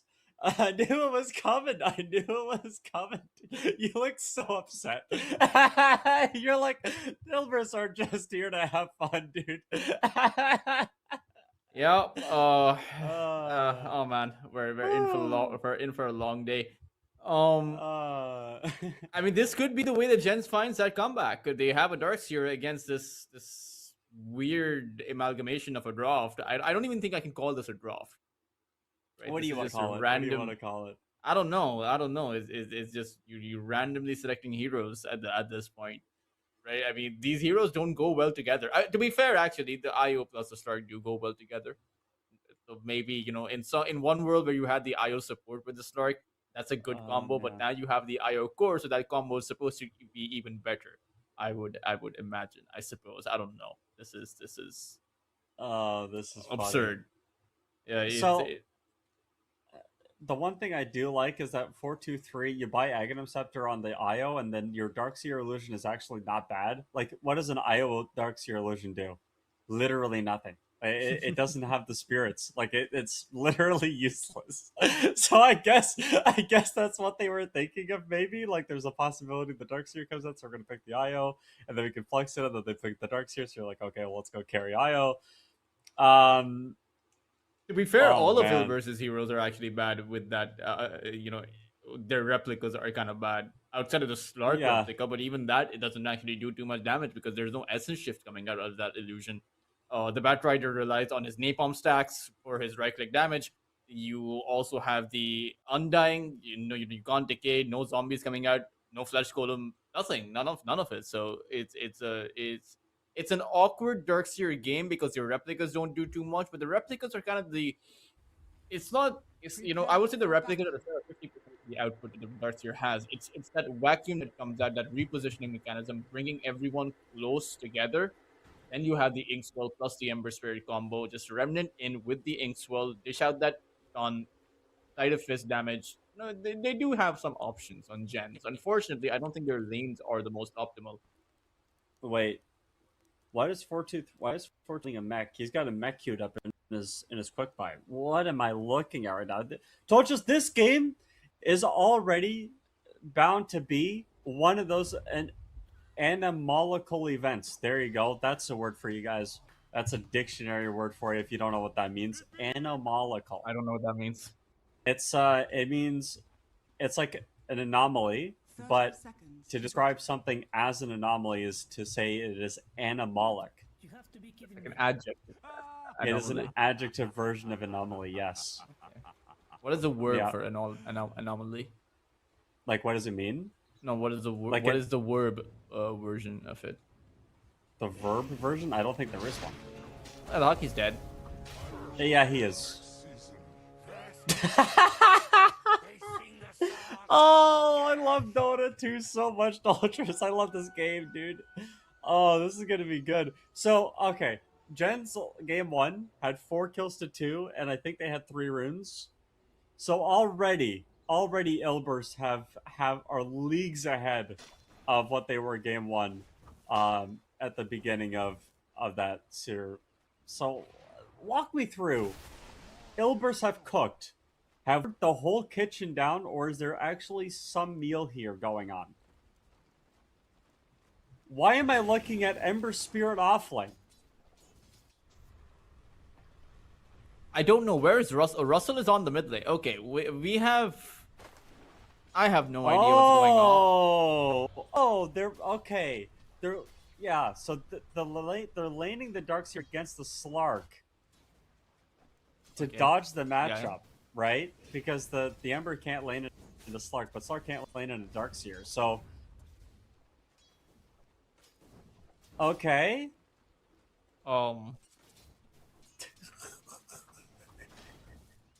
It's yeah.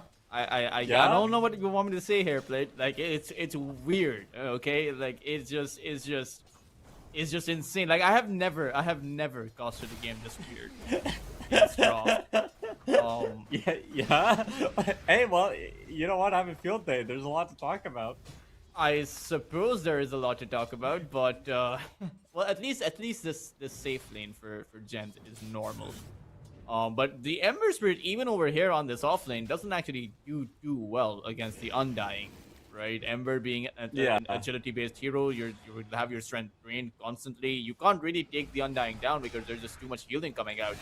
The bot side, The bottom lane, they get that kill. Isla, oh my gosh, nice from El Hockey. The Sprout stops the Pango in his tracks, and it's a double kill for the Bane. Even on that top side, there's that tombstone, Kagami. Yeah, that's going to be a kill on the... Oh my gosh, what the frig? Grimstroke. Holy smokes, it took me literally 5 business seconds to think about what that word was. But that's okay. It's not like I'm a professional or anything. I mean, to be fair, Tolchus, and I'm sure you know this feeling, my brain is already fried game. There's so much going on. Yeah, I mean, it's a makeshift situation, right? The one thing about Team Jenz that I do have to, you know, is something that they should be proud of, something that is very notable to mention, is that they are still here. They could have just forfeited the match, and you know they could have just said that, hey, we don't have 3 of our main players. Instead, they're choosing to stick it out. And that itself is phenomenal.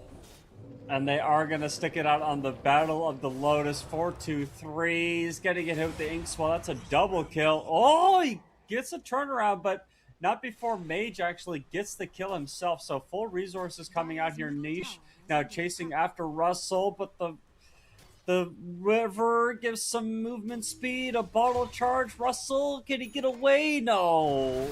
So close, but so far in bottom lane. El Hike dies too, so I mean, there's no short of action here. They are looking for some right clicks here. The body blocks can't quite come in, but they don't even need to be necessary. Maybe they look over towards this Pangolier now. Does have a shield crash available. The right clicks are coming out, but the Swashbuckle's not going to be able to create the separation needed. The right clicks are coming out. Isla's got 4 kills. Meanwhile, up top, they're looking for the chains down. On top of this, Io, fighting doesn't stop. and Pondo's going to keep walking forward. Kagami's the one in trouble at this point. One last orb. The spirits are coming in, and now Mage right-clicks down. They don't have another spirit summon, but they don't need it, as that tombstone is going to help get the zombie a double kill for 4-2-3. Is there any other action happening, or can I stop talking? No, there is. It's on that bot side. Oh my goodness, the bot side looking around. No, never mind. Okay, no, never it mind. looks I safe. lied to you. It It's looks on safe. that mid lane. Actually, no, Russell Oh, will it's just surge not- away. It was happening he's though, okay. for a second. I actually don't think the Darkseer wins against that Slark. He does when it's on the off lane, and when you have an additional support beside you, but in a 1-to-1 matchup, I fail to see how the Slark will actually lose this. He's gone for the level 2 in the Saltwater Shiv, so every time the Darkseer comes nearby, he just simply gets hit by the Saltwater Shiv. Slark gets regen, Yep. steals away your movement speed. You can't actually right-click the Slark down. Well, the Slark does have... Okay, well, Isla's dead bottom. Because the tree, Swashbuckle, isn't going to be the thing that gets the pick off, but El Haki, never mind, it's 4-2-3 up in the top lane, right-click from the Grimstroke. That's going to be able to finish the job. Tombstone got dropped. Will he get the deny? Nope. Team Ponlo, deathmatch. a little bit slow on the draw. It is really... this game is literally just a click enemy hero until death and nothing else. I do wonder what Russell will go for on the darts here, as far as his first item is concerned. Drops an Observer Ward down against the Slark. That is hilarious, especially in nighttime. Like, if there's no creep wave present, then the Slark will know there's vision here. Yep. But I mean, I suppose you have to have some kind of vision. Surprisingly, he doesn't plant it down on a niche spot, but the Slark side is down. Nah, he's got his ultimate ready to go if he needs it, so there's really no kill threat here. As Niche looking to pick off. Never mind, there probably is a kill here. With the rotation from Isla, they are going to get the sleep down, but Fernand's walking forward. They do get the decay kill, as 4-3 didn't come over in time with the spirits, but that's okay because Mage getting harassed drops the flame guard, and Palmo's chasing him down underneath this tower. There's no level 6 on the Summer Spirit, but that's a lot of damage. At the very least, one throwaway right click from Fernando ends up getting the pick off there anyway. And the rotation coming out from Jenz to protect the shrine. Dude, Toltris, it's not stopping, man. I don't know what's going on. Here comes it's a 3v3 fight at the Wisdom Shrine. The tombstone gets dropped. 3-man decay comes down, and El Hockey's here too. So Pondo gets picked off. They are looking for at least one kill. They will end up getting 2. Fiendscript comes down, and that will be another double. Isla is the king of double kills. He's gotten 3 of them so far, if not 4. And there's Niche here. Niche is like, I heard there was fighting, and you can't have that without me. Behind the tier 1 tower, El Hockey's here. It's like, what is there a fish doing here, man? I'm just trying to farm. Get out of my lane, bro. Teltris, I need help. Help, dude. What is going on, man? More than 3 kills per minute. It might just be even my more. Gosh. I mean, Mage has a remnants. He's pretty much just okay. But Ilbers, I don't think they're actually coming out that far ahead with all of these exchanges. Like, sure, the Slark is running away with this. The Pangolier, Norma is having a decent time as well. But the Nature's Prophet and the Darkseer are also farming away. The only problem is that look at the kill or network distribution. In this game, the supports aren't actually that far behind the cores, simply because of all of the fighting that's been happening. The lost hits are not really what's getting all of this net worth. Invisibility on Niche. Oh, but there's just too many heroes here. He's just gonna try to right click some people down. Here comes the relocate from 4-2-3. So if you need to globally bring your carry, well, I can bring mine, says El Hockey. Gets the pick off the turnaround. That invasion is not gonna work, and Fernand's getting run down by Mage, but Ilburst maybe having too much fun with this game, not enough trying. And as you said, Totris, there's so much fighting. The net worth distribution in this game, it looks more like a what is the finger piano things? Oh my gosh, what is it called? You know what I'm talking about. I don't. You play the piano. Oh, I don't play the piano at all. It's a oh my gosh. I'm gonna have to Google this. The keystrokes? Oh, no. It's an instrument. When I say this joke, it's going to be hilarious for people that know exactly what it is. The keyboard. That's the Mabira.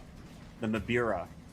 I have no idea what I you're know. talking about, Plate. It's okay. You don't need to know. There's kills happening. There's actually so many. There's been so many kills happening. There's a buyback here. There's literally a buyback, and Phoenix Grip comes down. Toltris.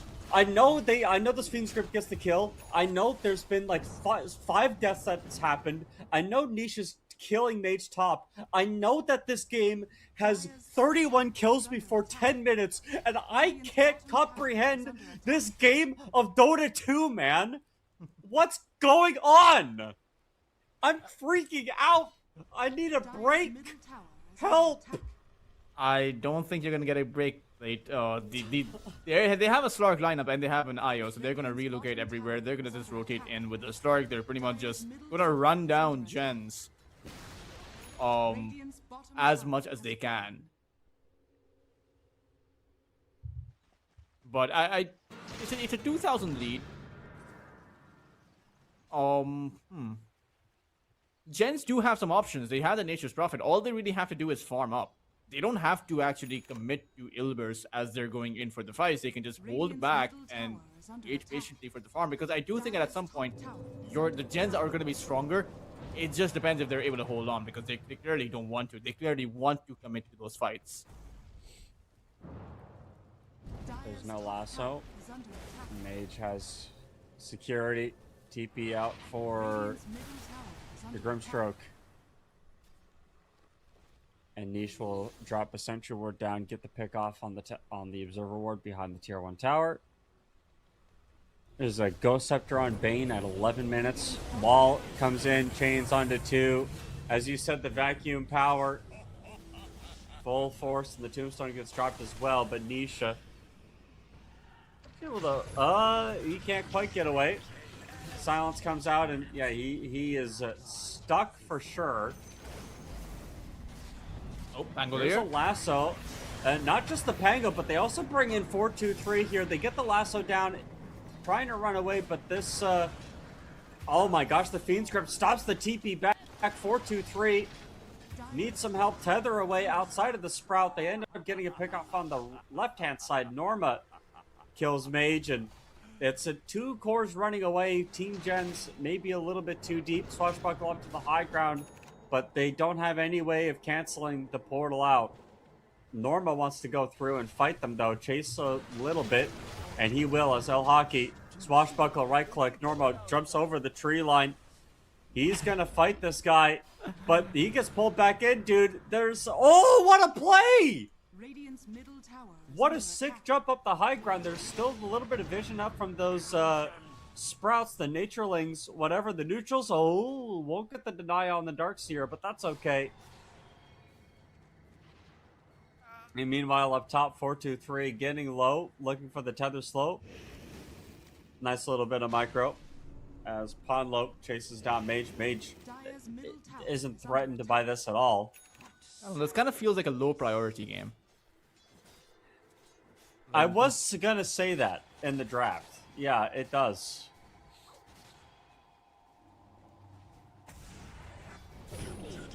Four two three versus Mage. Okay, I think 4-3 is just gonna pretty much win this. Norman gets a kill on Kagami, but actually dies to Russell, so Is under attack. it's so weird, man. It's 40 kills. We're 40 kills in. 40 kills in. Structures are fortified. There have been 10 kills in 3 minutes. How many kills do you think we'll end up having this game? Oh, over 100. For sure. Tombstone gets dropped. Isla looking for something here, but there's a wall of replica to protect himself. And here comes Kagami. Link up Fernandes with the lasso. 4-2-3 also relocating up on the high ground. They are going to drop the Fiend Script down onto 2. Ethereal is out for the Bane, and that's going to be 2 dead, as that's a 4-man decay coming out. Don't sleep on Ponlo. He's pretty strong. He is. I think he has max decay stacks right now. 24 strength being stolen. He has 2,500 max HP. Holy moly. Yeah, he's not gonna die. I don't think it's possible for him to die. Double damage rune now on Niche, as they will find the Darkseer on the tree line as well. But Elhike comes in. Ponlo, I said he's not gonna die, and I'm gonna eat my words as Mage ends up being the one to deal the damage. Niche pops the Depth Shroud. He's gonna be safe, and Elhike the one in trouble as everybody starts coming back into the mid lane. Everybody wants to play Dota 2. It's not Dota, it's Overthrow. We were talking about custom games before, and this feels like one. It doesn't, ability draft, single draft, it's definitely not captain's draft. I'll tell you that much. Middle tower goes down, Niche picks up the kill on the, and the thing is, there's no tower push except for the Nature's Prophet. So not only are there going to be a lot of kills, but there's not going to be a lot of objective taking. I mean, eventually you're going to start taking objectives, but oh no, I can't get a word in played. I'm sorry. It's all you. No, talk about it, dude. No. I'm not. I refuse. As a matter of principle, I can't refuse anymore. There's too many people coming in. They're just gonna TP everybody in, even after somebody dies. 423 is relocating it too, man. Where's Elhike? He's nowhere to be seen. They dropped the tombstone down. The damage is coming in. Mage going in. Everybody's going low, but he's got to worry about this freaking tombstone. Ponlo ends up getting another kill. Kogami getting chased down. There goes the blood grenade. Niche pounce down below the tier 1 tower.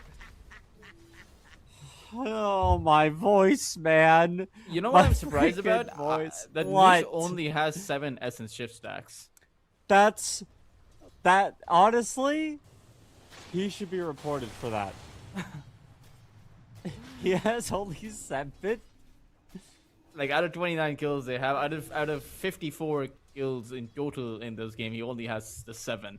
As I mean, the network distribution is very even. I will say that El Hockey is the one that is falling behind compared to, well, the normal comparison would be to Slark, but I suppose the comparison here is between 423 and him, and he's actually ahead of 423 in that sense.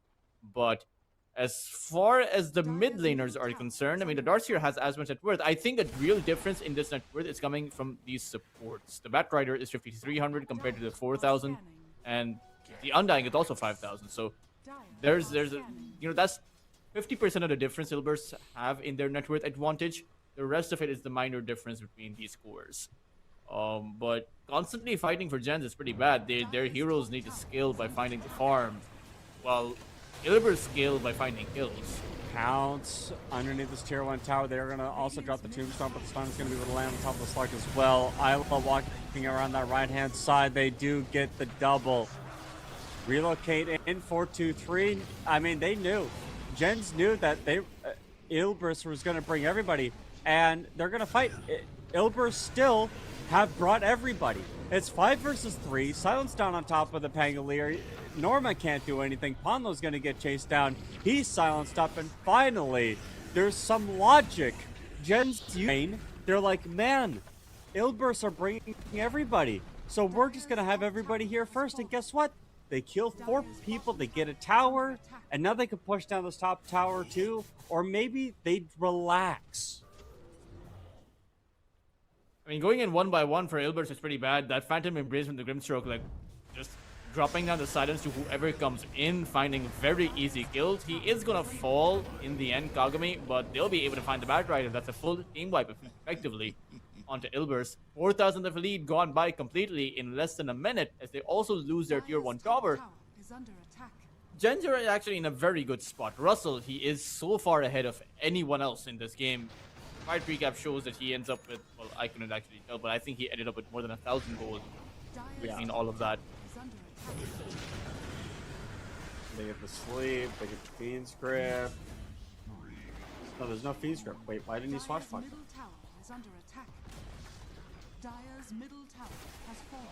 Oh my gosh, wait, what is the Icar of Natasha stack count for on everybody? That's such a good point, Observer. What the heck? There's like it's the innate. I know, but like it's got what 6 per hero now, and there's been so much fighting. There's 32 kills in 20 minutes. what are the stack count for like the Undying the Slark? It's got to be like 4 or 5 for everybody on Ilbers. Yep. That's I mean, oh my goodness. the Pango has 5, so he has 20% decreased status resist from the Fiend's Grip from the Nightmare. So it's quite literally, you increase it by 1 second from each of the Bane spells. Niche. Hit with the silence. There's no save. Can't quite get out. But they are going to drop the Tombstone up on that high ground as well. Looking for the vacuum wall combination as well.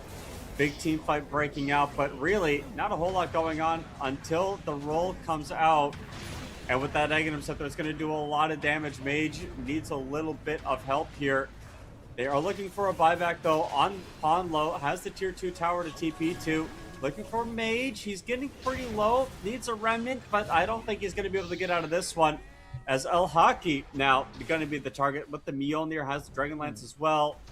Norma manages to get himself away after the Sprout on the other side of the high ground. And Fernand's go back in. looking. He is going to go back in, but he barely gets the trade as Russell now has to contend with this situation. And by that, I mean he's going to back away. He's clear of the fight that transpired. And again, I don't know what the frig is happening in this game, Toltris. Ponlo did buy back for that, so it's not that good of a fight for Ilvers. Team Jenz are kind of mounting up a significant advantage of the way that these fights are ending up. And Ilvers, I mean, I have to say, they're going in 1 by 1 constantly. And it's not working out. They need their BKBs. You do have 4-3 with the Aghanim Scepter, but you need a BKB on the Slark so that he just doesn't get silenced down and die instantly without being able to do anything. You do have, I suppose, the Blink Dagger up for both the Pango as well as the Bat Rider now. So they're going to be effective at finding the jumps. I mean, look at this. One silence and the Slark's dead. Like, he can't do anything. He's looking for that BKB next, but there have been 72 kills at 20 minutes of this game. And there's about to be more. Double damage rune on Norma. He's got Blink Aghanim Scepter. He's got the Diffusal Bite as well. He's going to roll. He's just committing. Knows that his strength is right now, right here. 4-2-3 in with the relocate on the backline, but they are going to set up an easy 2-man leash there, and that's going to stop this Panga roll. 4-2-3, dead to rights. He's not really an IO carry player, you can tell, but Russell on the other side needs some trouble. He's actually dead. Ponlo on dieback here, trying to fight underneath of this tombstone, but there goes the Bane. That's another kill. And now Niche is going to TP 1v4. He's looking for this Nature's Prophet literally by himself, mind you. He did that by himself. It's an ultra kill for El Haki. Someone just mentioned, I think Jenkins gave a Herald review of this game. That's funny. I think I might send it to Jenkins and go, dude, you gotta look at this game, bro. You gotta look at it, man. What is, like, this game? This game is just... I think Jenz just might win this. And for Ilvers, you do have to consider that their position in the group stage, I mean, it's... is it confirmed? Actually, it is confirmed. Because these are the literal 2 lost matches. But if Jenz wins both of their series... Okay, no. There's no way that... there's no way that Ilvers actually doesn't win. Or rather, doesn't advance into the playoffs from this position, even if they were to lose to Jenz here. So I suppose just having a bit of fun with this. Yeah, that's one way to put it. Maybe. Are we going to have peace? Is there a truce? 78 kills in, 23... Bladders exploding. 8 kills. They need to go use the washroom. Like, too many kills. 78 kills at 23 minutes. What am I looking at? How is this possible? What is going on? I mean, it's just... both of these two teams know that there's nothing that comes out of this. Like the group stage standing is not gonna budge, right? It's a weird Right. draft. They're just really just having fun with this. Like that would be my estimation. Like this is not Ilber's last game played it serious. They won the game, and now they're in a position that regardless of what happens, they're gonna win the series, even if they lose here. Um, like that much is pretty much set in stone.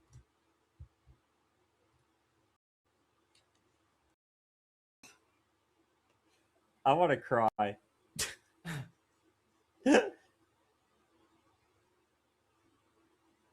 I don't know I don't know, dude. What am I supposed to say? There's nothing to say. I think. Like it's weird, but you've costed Southeast Asia. You cost Southeast Asia. Southeast Asia isn't that this bad. Like Southeast Asia, maybe you get 40 kills. 78 is ridiculous. But this is easily the highest amount of kills that I've had at this point ever in my entire life. There's no way I've ever seen 78 kills at 23 minutes before ever in my entire life. 78 kills in 23. I do wonder what the record for the highest number of kills in a European match is. I don't know if we're hitting those numbers, but the Fiends group is going to be able to come out pawn low. He's got the saves coming in. Niche is actually able to get away, but the Tombstone's going to be focused down here by the rest of the team as Mage has Chase, and we'll find it on top of the Slark as they do have a little bit of vision, but he's actually able to get out. So the death number does not increase. The kill number doesn't increase. And it does seem like Ilbers are readjusting, right? They're not approaching these team fights blindly. They're just getting back. Even though there's no Fiends grip, so you can technically look for a play, Jenz will head inside of the Roche Pit, and that Rolling Thunder can do wonders here. I do wonder, though, Ilbers, they've taken a beating in the past few minutes. They're down 6,000 net worth. Are they actually going to contest this? Pamlo wants to. Obviously, that isn't going to work. Radiant's middle tower is under attack. So it should be Roshan. Should be. I like how expressionless Pamlo is. I'm also expressionless. This game is Radiant's bottom tower. 44 is my lucky number. That's how many kills Jenz have. And this is just, there's so much happening, and now Norma's in trouble. He's got roll TP if he wants it. Doesn't want to TP away, but he'll use the roll to get out. 18,000 net worth for the Nature's Prophet. I mean, he is very farmed up, and I don't think the Slark outcarries the Nature's Prophet in this very specific scenario. He doesn't even have that Aghanim Scepter. He has 2,000 gold, so will likely go for the BKB, but he needs a way to jump out of the fight and jump back in. Right now, there's just too much damage that Niche just has to disengage and can't go back in quick enough because he doesn't have that overwhelming heal. I'm not sure how Ilbers will find the comeback, if they find it. Probably at a high ground defense, but even that's going to be hard against that Darkseer. Yeah, I mean, a high ground push potentially coming out from Jenz. They find Niche again. He doesn't have the BKB. Fortification's been used. Fiend's Grip as well. There is a catapult wave here, but the catapult's going to get picked off.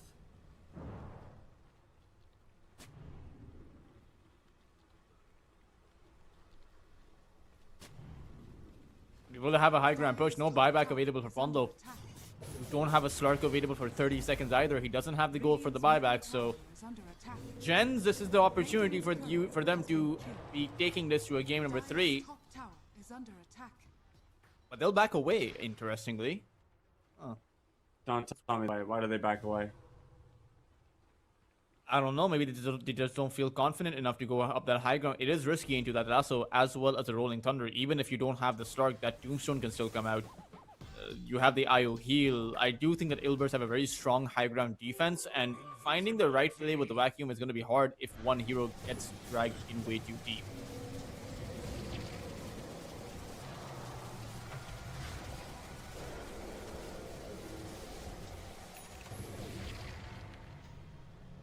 Tormentor gets taken. Barely the supports live.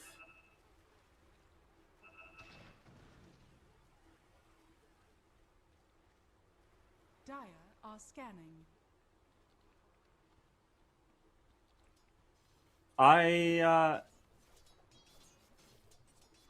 So here's where my brain's at. Right? The IO carry is not really working.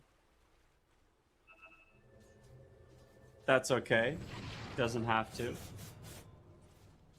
But at least you're having fun. And you know 423 is having fun doing this on a IO carry. Oh. Bottom lane, Lasso.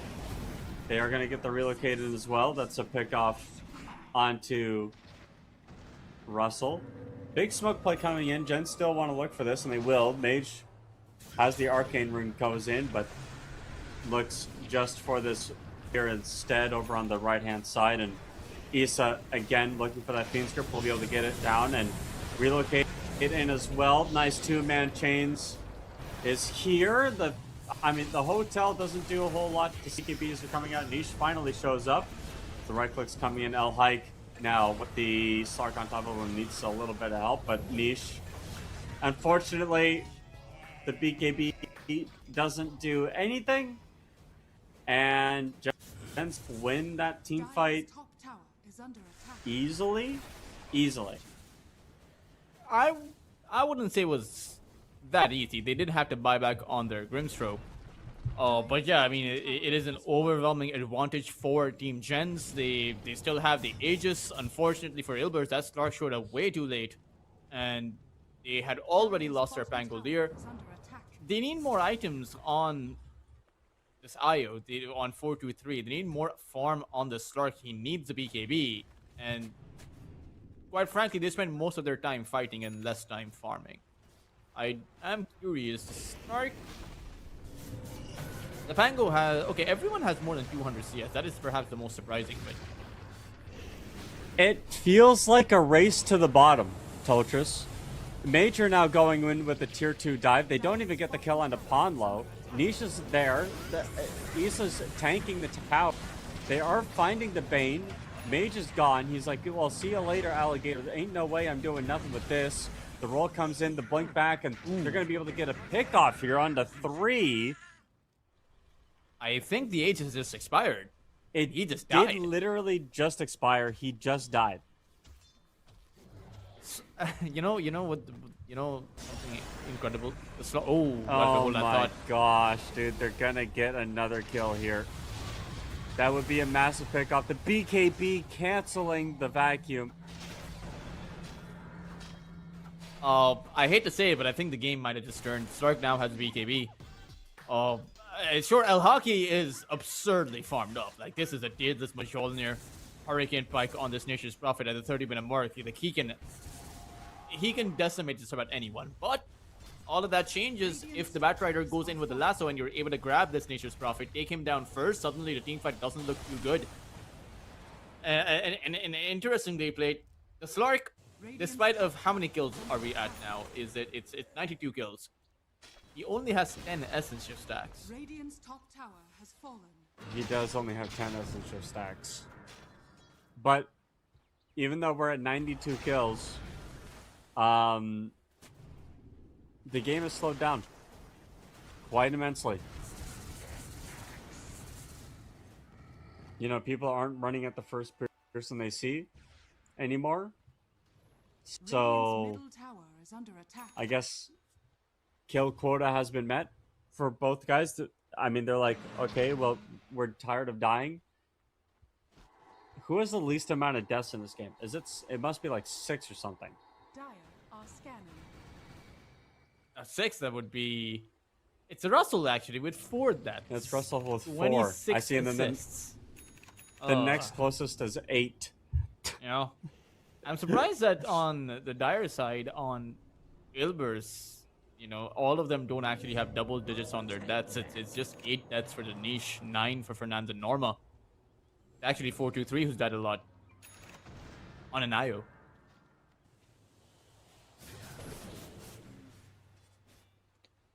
Yeah, I think relocating in behind enemy lines is not the way to relocate. 4-2-3, forced to pop the BKB. Doesn't even try TPing out. Oh, he's got reload. Yeah, he was on his reload timer. Once he gets to this heart, things start to change in a big way. The regen coming in from this IO is going to be way too much. You still do need to have more farm on your Slark. He has a disperser, so at the very least, he should be able to find the dispel. I'm not sure if the disperser works against the Phantom's Embrace, because the Phantom Embrace status is a unit attached to you. Yeah, I don't know if it does. They find Isla. It works against a Nightmare, though. That's for sure. It works against a Nightmare, works against the Enfeeble Searing Chains as well. It's a good disperser game, but I'm very surprised he hasn't gone for the Aghanim Scepter. In fact, he's going for the Nullifier. He wants that double dispel. He wants to dispel away everything.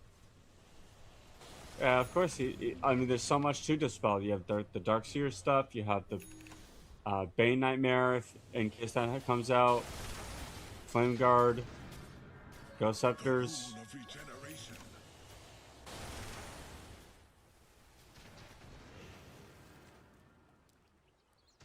Hmm.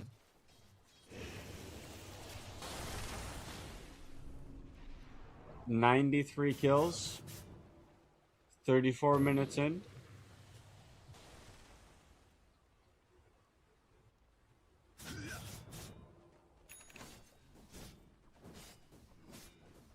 We are going to hit 100, but the question is, will we hit 125?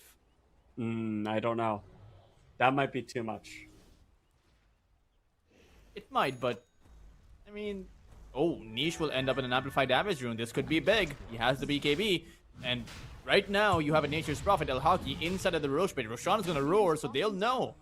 And if you want to fight with an amplified damage. That's what I would say. That's what I would say. That's true. Blink in, leap down on Kagami looking for it, but 0-2-3 in some trouble. The Fiends group comes out. That's going to get canceled, but nice TP. Relocate out is going to be good. The Lasso came out and did stopping some of that, but it's going to be the Bane going Cat with his ultimate, just hitting whoever he wants to, and that means Nature's Prophet isolated with the roll. And now it's here. The next one up, getting down on the round. Find 4-2-3, can't underneath that tier 2 tower. Oh, hold on a minute. Yeah, there we go. Everything's happening at once. And I think it's a, what, 4-4-3? Yeah, but team fight? the problem is the Nature's Prophet died very early on. This Slark and this Mangolier ended up with so much of that gold. Sure, you lost your IO, but that was at the end of that fight.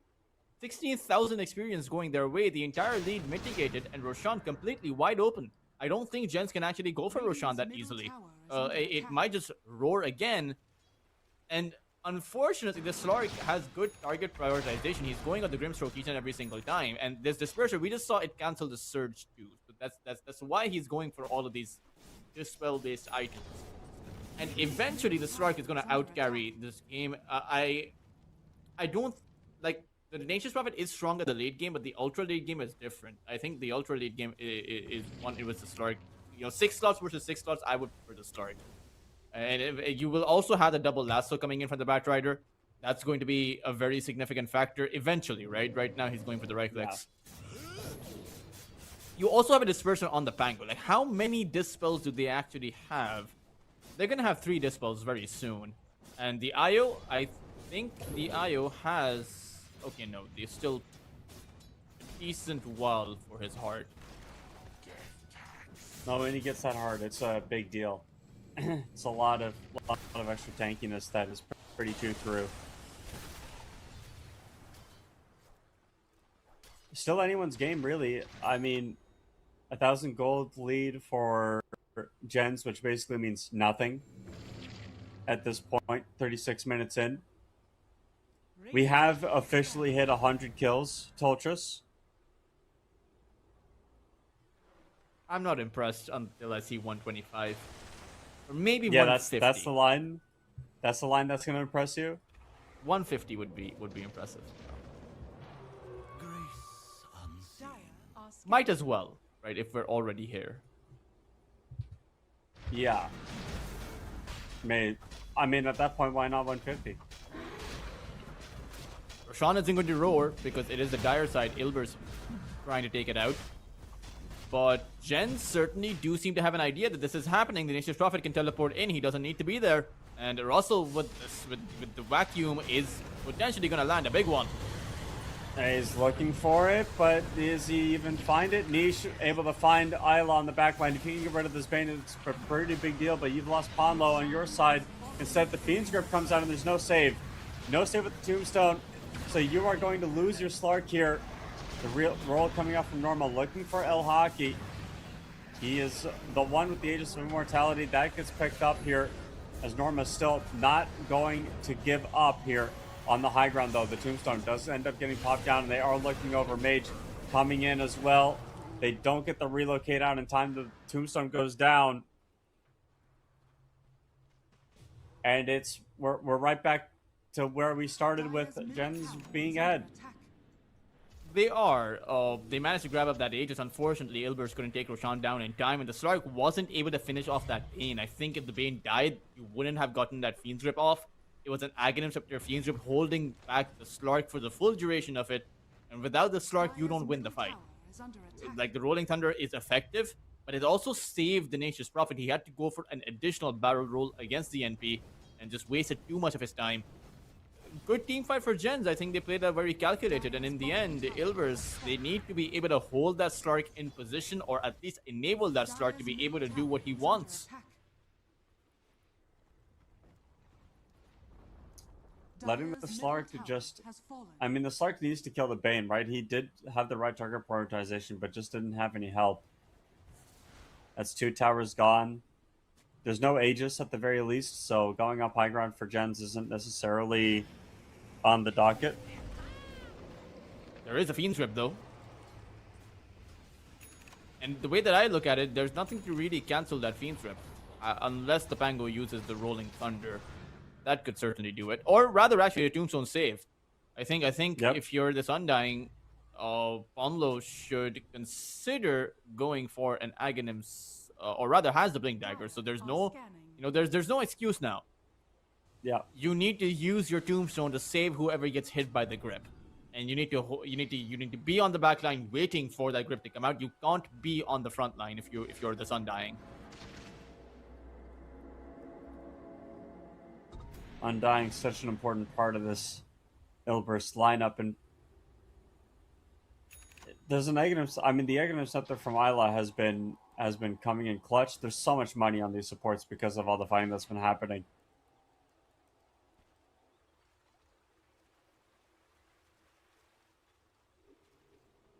Lotus as well as an Octarine core. There is a lot of farm, but the problem is, I take a look at the net worth, and it's a 36,000 net worth in Nature's Prophet. Like, how does he? Yeah. Can he even make anything? I don't think he can, right? He has all the slots complete, has the moon shard built in. The only thing he can actually get is just buy out an Aghanim's Blessing. You can try. Cost money.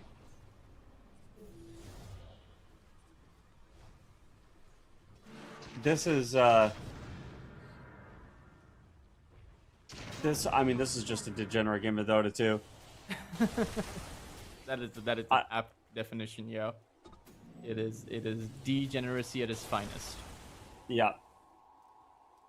And I don't know where the line begins and where it ends. Like, what is the point where a team breaks, because it's not going to be kills. I think the next team fight is going to decide what happens with this game. If Ilbers get to continue with it, or if Jenz will just force out a game number 3, because there's already only one or two team fights at max that Ilbers have left in them, unless they start to turn things around. But this Nature's Prophet is just, in my opinion, just too big to fail. Like, activate the BKB, or rather, he doesn't have a BKB. That is so interesting. So there's a world in which he can't actually use the Satanic to heal back up if he doesn't have a BKB. but that's a very small window. That window the only real chain lockdown you have is either the Pangolier rolling constantly or the lasso. The lasso is not going to be holding you down long enough. This NP has 3600 HP, level 27. I mean, the levels are going to be a big deal, right, as well, because of all the kills that have been happening. There's so much experience floating around, too. Oh, Ember. It gets caught. Can't get away either. I mean, that's just a clean kill.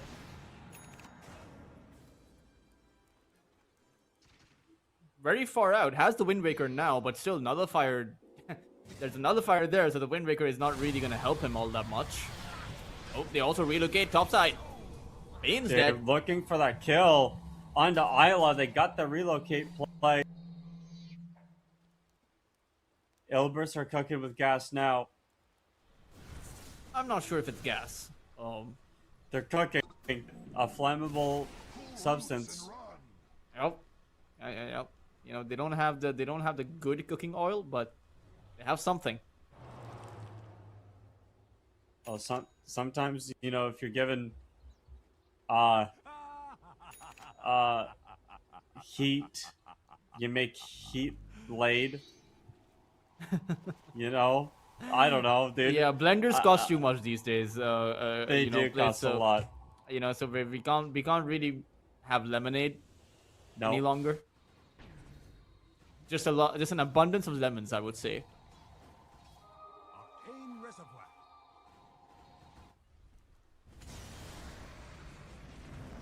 I hear a lasso. I do hear a lasso as well. The BKB came out on top of the Darkseer. He's able to get away. Spark is finally going for the Aghanim Scepter. And I mean, has the Aghanim Shard, technically he can hold his ground for a very long time.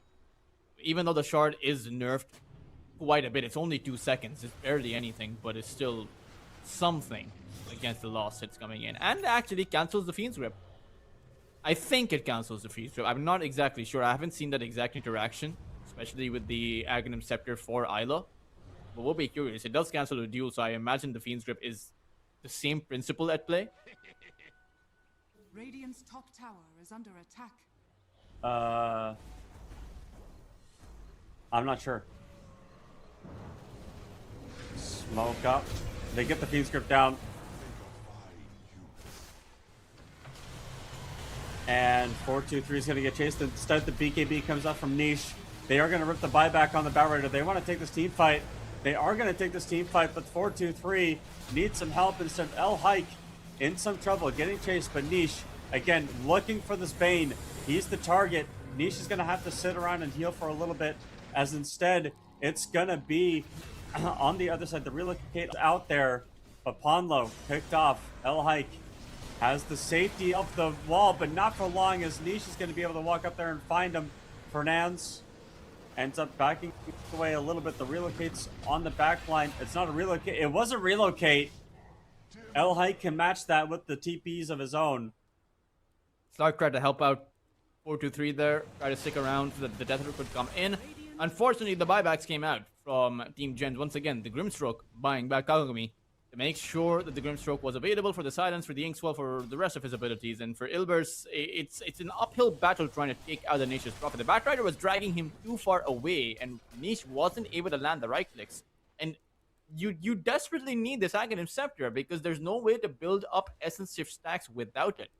He will actually, in fact, go for a Butterfly. I actually think that's a pretty good item, because in order for the Nature's Prophet to cut through that Butterfly, he's going to need to sell one of his items and get an MKB.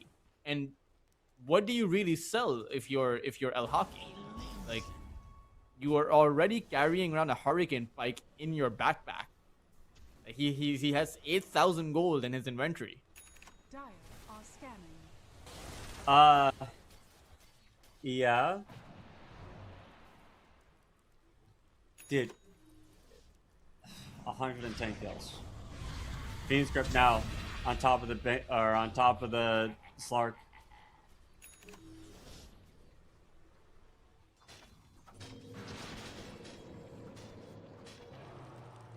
111 now. Yep. Dire's bottom tower Even the is supports have under a lot of attack. net worth at this point. It's still, though, a difficult high ground push. Like, that's going to be the big point of contention. If Jenz can actually mount up Yeah. that aggression. Because the game can go on indefinitely, and it doesn't matter. You can get as many kills as you want, have as much farm on your Nature's Prophet. He could be carrying around 50,000 gold in his inventory, and it doesn't change a thing until you're able to break through that lasso. Because the potential to get dragged away from your team in a position where your team can't help you is always going to be there. It is. And we're seeing 423 as well. Every time he relocates in behind enemy lines, El Hockey globally TPs on top of him too. So like the IO struggling to find a place in team fights as well. It's just El Hockey against the world, it feels.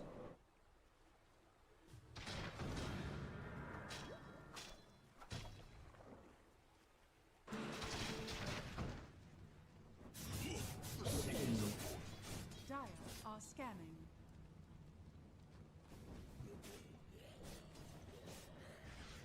Just feels like after all this killing, we're finally seeing some breathing room, some respite, some farm, and that's really putting Jenz on top. I mean, Gens have been on top since I would say the start, or rather the 15 to 20, from the 15 to 20 minute mark. We are approaching the 50-minute mark.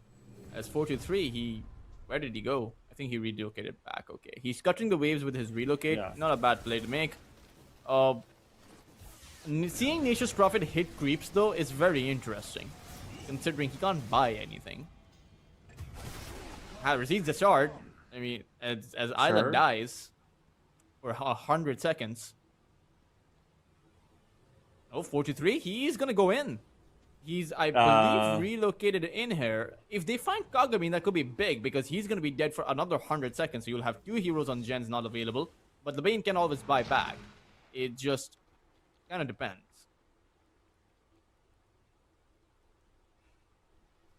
The Bane, obviously, such an important part of this team fight here for Jenz, and with him gone, you kind of wonder if Jenz are going to go for this team fight, but they are going to get the leash down onto 2.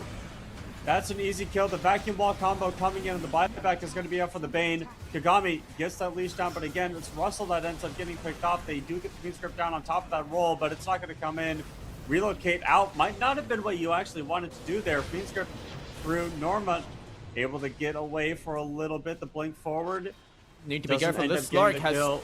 too much agility on him. He does. And he's going to have to be careful. 423 walking all the way back in. They did get the nullify down on top of the Bane. Blink up on the high ground. El Hockey trying his best to ban fight the IO, but it's not really working out. The BKB comes out as well. Nisha fighting. BKB still on El Hike. They are just picking off the supports on the back line. Gens are getting dismantled one at a time. The TP out is good, but there was a double buyback, I think. The Grimstroke, the Bane, and Gens don't have a buyback on any of their cores at this point. Ilburst. Radiant structures are That is the power of the Aghanim Scepter on that Slark. I mean, the Nature's Prophet simply cannot fight that kind of a position by holding his ground because the Slark niche can go out and go in. He's went back into the fight with 36 Essence Shift stack. That's 100 plus agility. It doesn't matter how much farm you have. The Slark is always going to outcarry in those positions. And right now, Ilbers, they realize that there's no buyback on these 2 supports. And Gens, they don't actually have a buyback on their 2 cores either. It's this one overly farmed Nature's Prophet raid boss against the full fury of Ilbers. And I don't think he can do it, Blade. Dude, he can't. He literally can't do it, dude. You can't 1v5 this. What are you supposed to do? He's trying to cut the wave mid. There's one catapult that's breaking this high ground, though. You are going to bring Russell into this play. You don't have fortification. Norma says easy. Wall vacuum doesn't even land. Oh, man.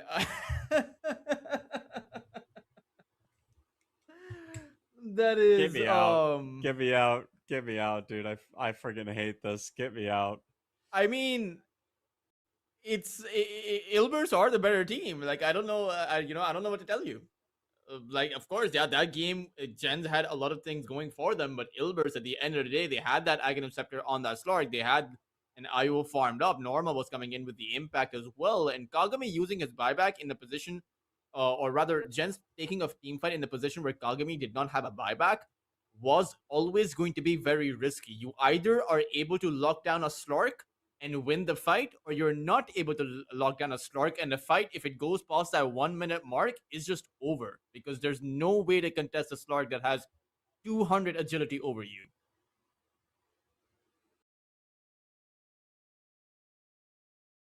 What am I supposed to say? I don't know. Maybe Jenz tried though. Jenz did try. I mean, they tried to play the team deathmatch. Unfortunately, it just did not work out. No, it didn't work out. I mean, the IO carry, Slark mid into there was a Darkseer mid, offlane Ember Spirit. I mean, dude, this game had literally everything. It was all dank, but that's okay because we're not. That's not the last of Team Jenz we're seeing today. If you thought that was it, no. We have more. We have more. In about 20-ish minutes, Team Jenz are playing against Amaru Gaming, allegedly. We'll see if that series pans out or not. But I don't know. I need to bleach my brain or something after that. There's a break for 20, and then we'll see you maybe.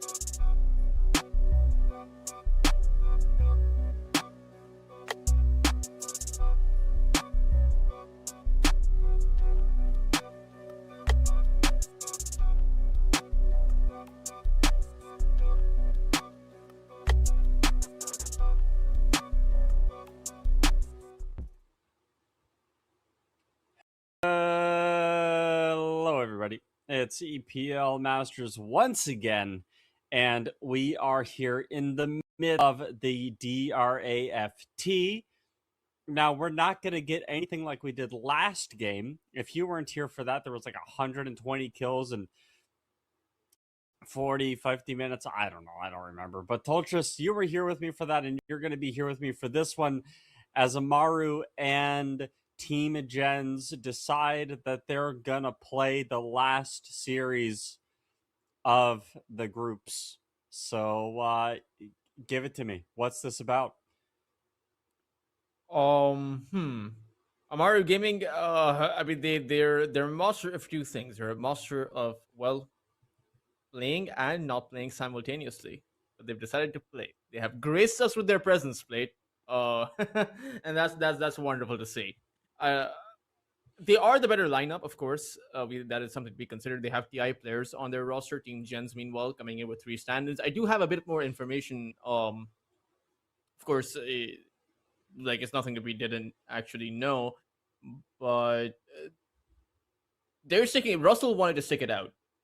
So this 3 stand-in roster, they came up with this because he was committed to stay in the European Pro League, potentially to compete even further. Show his dedication to the organization. And again, respect to Russell, respect to Isla for just continuing to stick around. And they had some issues. I think communication has been their biggest issue from what I've been told. But maybe they can win against Amaru. Who knows? That last game was kind of wild. That last game suggested that anything can actually happen. Um, so we'll see. We will have to see as Jenz end up going for Accent to Bane, which I think is a little awkward. You also have Bane Sunstrike combinations is available for Amaru with the Earth Spirit as well. Earth Spirit has some nice save against Axe as well. Can kick the Axe out in additionally if there is ever a call to be made. So I think overall I like Amaru's draft just a bit better here. Jenz have a little bit more in terms, I think, of holes to fill. Their team fight is a bit worse. They have less single target damage than Amaru does. So it's kind of like they are tankier, but I wouldn't say they're more resilient. Earth Spirit and Bane are two pretty, like, what is the word? Deceptively difficult heroes to bring down. Oh yeah, I think the damage output from the Earth Spirit can also be deceptive with that Magnetize slowly creeps up on you. At the same time, this is going to be a position for Earth Spirit and not a mid lane Earth Spirit because you already have the Invoker. I am not a big fan of the position for Earth Spirit. It just simply feels like if you fail to scale up, if you fail to find those pickoffs, then you're as useless as a Dominator creep running around the map. That's kind of how I feel about that. Jenz, again, with the Axe, they have a pretty good setup for that Invoker. Void Spirit is also one of those decent heroes with some follow-up, and one of the only Spirit heroes that has a natural save against that Meteor combo. All you really have to do is bring out that Assimilate, and Meteor is not going to land. None of the Invoker spells will land, including the EMP, Tornado, like just about every single one. Tusk Snowball save also there against that Fiend's Grip as well as the Nightmare. So I will say that Jenz are drafting very effectively, but Amaru Gaming, they come in with the Tiny, who doesn't really care about that Axe all that much, or even the Berserker's Call. He has that status resistance. So I do think it's matched up a bit. It just depends. If Jenz come up with a strong right-click based carry, I think they will have the stronger draft here. What I do like about the Tiny Bane lane combo is that you can set up toss very easily as well. You can just Nightmare someone, toss them underneath the tower next to the Bane Avalanche, and then Sunstrike on top of that. So there's a lot of combo. There's a lot of kill threat here on Amaru right now in this bottom lane. Axe normally a hero that likes creep cutting and must be alone, so you can again isolate with the Nightmare and then keep doing that. To your point though, Earth Spirit does kind of turn into a potato if you fall behind. It's going to be up to Amaru to see if they can put Earth Spirit in that sort of position. Otherwise, I think Team Jenz have to figure out a carry that, as you said, does a lot of right click damage, but also doesn't just die to the spells of Amaru, of which there are a lot of them. So it's kind of tough, I think, to think about the right choice here. Yep. Going to potentially go for a Terrorblade, although I don't really like that option against a Tiny either. So, PL, PL's Fan- greedy. Yep. I mean, there's a lot of AoE damage, right, for Amaru. So someone squishy doesn't simply not work. Necrophos is going to be banned up. I think maybe a Life Stealer is what you need for Team Jenz. You have that Infest Bomb coming out. Your Rage is great against the Earth Spirit as well as the Invoker. The only real thing you're worried about is that Fiend's Grip, but you're always going to be worried about that Fiend's Grip. It's the job of your Tusk to actually save you against that. So I would straight up pick up the Life Stealer for Team Jenz and win the game. Yeah, Lifesteal is a really favorable matchup to the Tiny. That's probably one of the best carry to carry matchups for Lifestealer in the game. Also, really good against Invoker. You have another save for yourself against the Meteor Hammer combo. And as you called it. So it gets banned out. Amaru aren't going to play around with that Lifestealer pick. And we'll see what kind of carry Jenz go for now that they don't have that option. I will have to open up the hero list just to refresh my memory. Let's see. There aren't that many heroes. Maybe an Ursa? Or actually, what if you just go for the Faceless Void, but there's nothing to throw inside that Chronosphere? It really does feel hard. In the previous meta, I would recommend that the Abaddon is the perfect pick in this scenario, but you're not going to go for the Abaddon right now. You need a strength-based carry, and there aren't that many that come to mind. So Ursa with the Enrage can be considered, tanky. Doom is also available. Alchemist, or just the Bristleback. Those are the options that I would imagine that Gens are going to be looking for. But instantly, Amaru, I really like this. Amaru Gaming certainly know how to draft in that last few phase. They pick up the Timber Saw, which means that no matter what you pick, you are going to just get cut through. And Team Jenz go for the Vengeful Spirit. This is something that Team Synapse is opting in for quite a few times in this tournament. I'm not too sure about the Venge though. Like, I kind of just feel like, sure, you have the advantage of the extra life, but it's not as if the extra life is going to survive either. It's a little awkward too because the Timber Saw does not care about the Vengeful Spirit at all.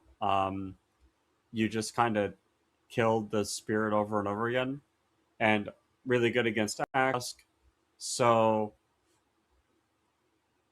I mean, my favorite to win this first game is Amaru. You can let me know how you feel, but I think this Timber Saw pick is really smart. I think the Tiny with the Bane and the Earth Invoker is a lot of execution, but it is something that Amaru can pull off. And at the end of the day, I think that Gens are coming off of a really tough 0-2. Where's Russell? Yeah, that's about also what I was going to ask was where's Russell, is because it does look like Sharari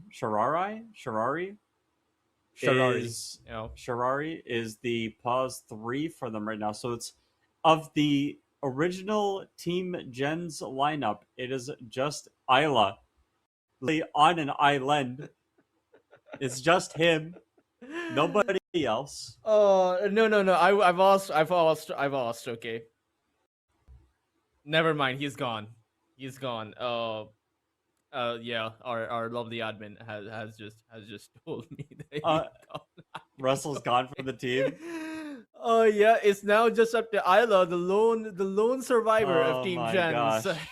Has somehow now they have made it to the very last of the group stage. And it's very interesting. It's a team that has lost all of its players versus a team that has forfeited most of their series. That's where we're at. You fought badly. Okay, so who wins then? Does anyone win? Amaru should still win. They have the more consistent roster. They also come in with experience from competing against some tier 1 teams, and should be okay for Amaru. And I think, I mean, Russell was the most consistent player for Team Jenz for quite a while. Okay, even though the while I'm talking about is it doesn't have that much in it, but still had some pretty fantastic performances even against some of the better teams out there at the European Pro League. Yeah, my Russell stocks are high, even though the things happen the way they are, right? So now we're looking at Isla and the boys on Team And the Jenz. boys is pretty apt. Yeah, that is what it is. But we'll see. Maybe Sharari has a few tricks up their sleeve. Maybe they can pull something together. Yeah, What is Team the Jenz invite really like criteria the smoke play. to play Huh? on Team Gens? I'm really curious about that. What was the question? What is the invite criteria to play for Team Gens at this Have point? a pulse, maybe? Yannick getting blocked in by the shards, and they are going to get some more body blocks in. Walking into the tree line, though, not the wisest decision, as it is going to be the Void Spirit going down next. The right clicks were coming through, and Isla, no, please, you're the savior. Nope, never mind. He's all good to go. They do have the magic missile going through, and somehow, some way, the Timber does end up going down. It's a double kill for Panda here as they turn their attention over to Kagami. It's going to be the next one up, and will end up going down. So 3 for 3, but the first blood did go the way of Jenz. And Slatum got the majority of it. I think Slatum is the big winner of that entire exchange. 116 experience. The Void Spirit only got about 20, so the Invoker will hit his level 2 first. It's not the biggest of deals because the Invoker getting more experience and more levels doesn't actually do anything apart from increasing the aptitude of his spells. An overall pretty even exchange, I would say.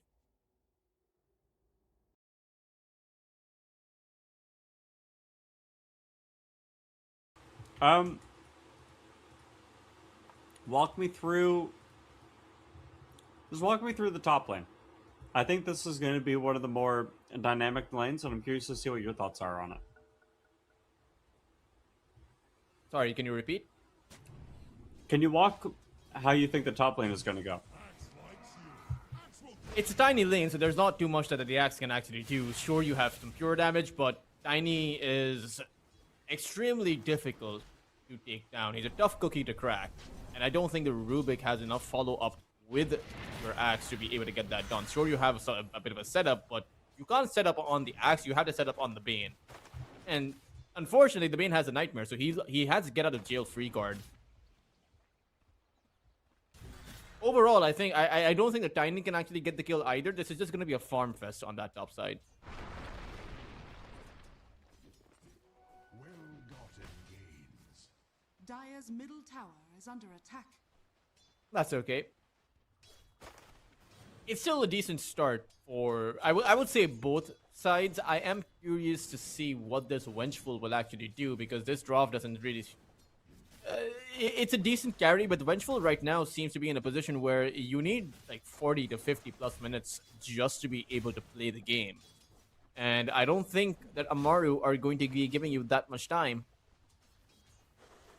And again, another stand-in on your off lane means that you're not going to have the same kind of impact that Russell did. I would be surprised if this Axe can actually do what Russell was able to do on most of his heroes.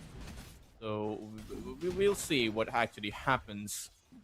You know, I think it's Isla that's the stand-in now. Everyone else is random, and Isla's the only non-random person. So, setting up that avalanche up top, Kagami. Actually, will live for quite a while. Now the courier dies, and they are looking for Panda here. As the right click from the Battle Hunger comes out as well. Sharari underneath this tower, maybe he gets a spin kill. Nope, not enough damage, but Panda will end up living as there was a double kill in the bottom lane. It would appear. No. And top lane, PP gets the double kill, and honestly, Panda will take that death. That gives him a full reset and no experience given over to the Axe. So Yeah, but unfortunately, the Invoker got a solo kill on that Void Spirit. I really do not know how that happens, but at least they'll take down Oscar. Oh, no, maybe they'll take down Oscar. Okay, they'll take down Oscar. I think so. Oscar dies. Their safe lane is going well, but this mid lane is a disaster.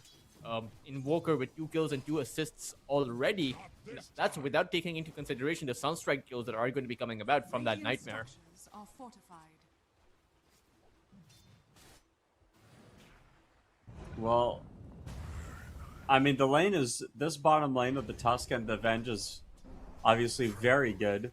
Minus armor on the Wave of Terror, plus the extra physical damage from the tag team. Just really nice synergy that I don't think many people really appreciate.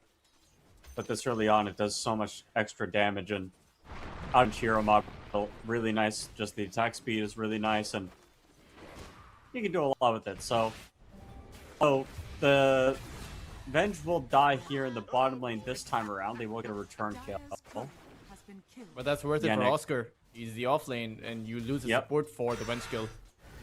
It's pretty much a-okay. Oh no. Oh my goodness. No. I think he's dead again. Mage getting handled by Slatum. Yeah, Slatum is a pretty good mid laner. We've scrimmed against him as well several times, so... Shirari now with that rotation from the Earth Spirit doesn't have a role set up. I think the Axe is going to be able to get away because he does have the boots available.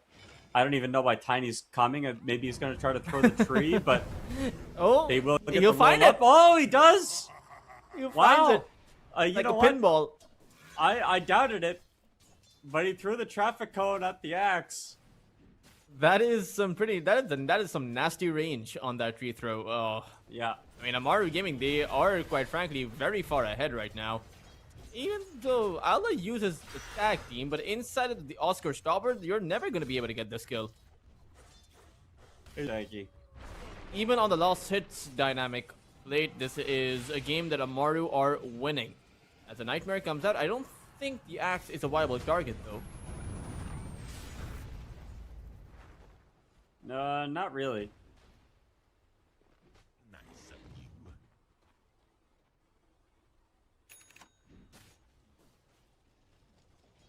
Lost hits wise as well, the Axe is down, or rather only has about 15 CS to his name. It's the Vengeful 21, Void Spirit 18. So Amaru Gaming, they are, well, Radiant's courier has been killed. only 1,000 net worth ahead, but this net worth is going to increase at a staggering rate should things continue to go this way for Jenz. Yeah. His bottom lane, the temper stop, just so strong. Gets the kill with the whirling death, and he's got a lot of stacks of armor, but not enough, as there's just too many stats on the Venge, at the very least, to get that kill. They set up Nightmare into roll in the middle lane. You can try to run, but you cannot hide. Jenik picks up the final kill. I have it's a bit of a trivia. What do you think El Haki means? We'll start with L. What do you think L means? Dire's courier has He's been Arabic. D? Is there It is there a That's D impressive. in What does Okay. hockey mean? that? Now that I'm gonna have to take a shot in the dark. Hockey? I don't know. Sunstrike, I do know what that does. Or what that means. Oh my gosh, he missed the roll. They did, well, he didn't miss the roll that time. There's gonna be the neutral creep deny down from the Axe, and now Kagami with the brown boot. Dude, brown boots are OP. They're not as overpowered as Tree though. Throws another traffic cone at the Rubik. Hockey. I don't know. It means wise. So it's the wise. The wise. Yeah. I would have never gotten that. Be wise. What do you think Sharari means?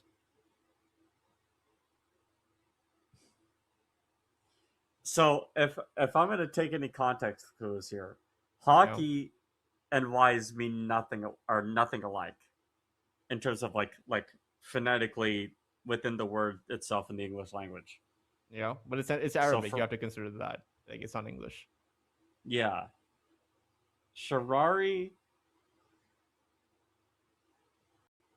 means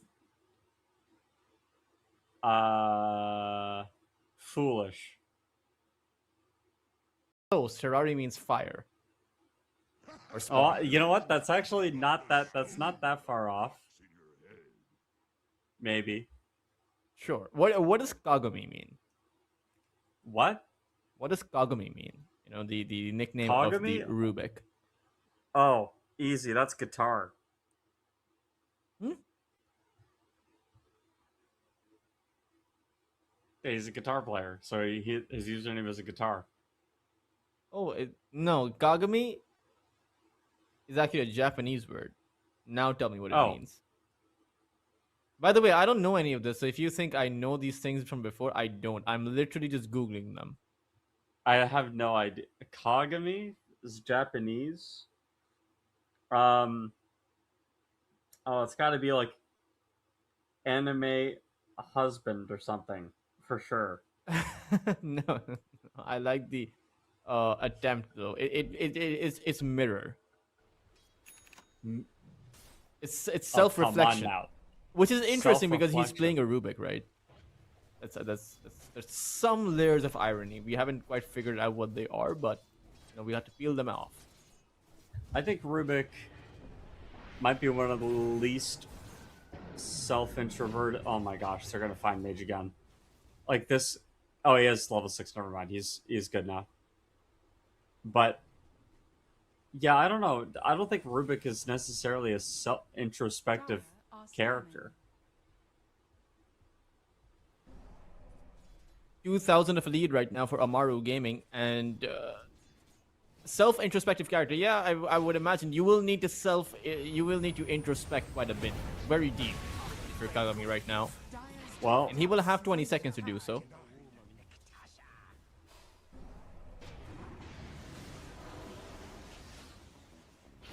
Radiant's middle tower is under let's see. A nice ice shards down onto 2. Slatum gets away though.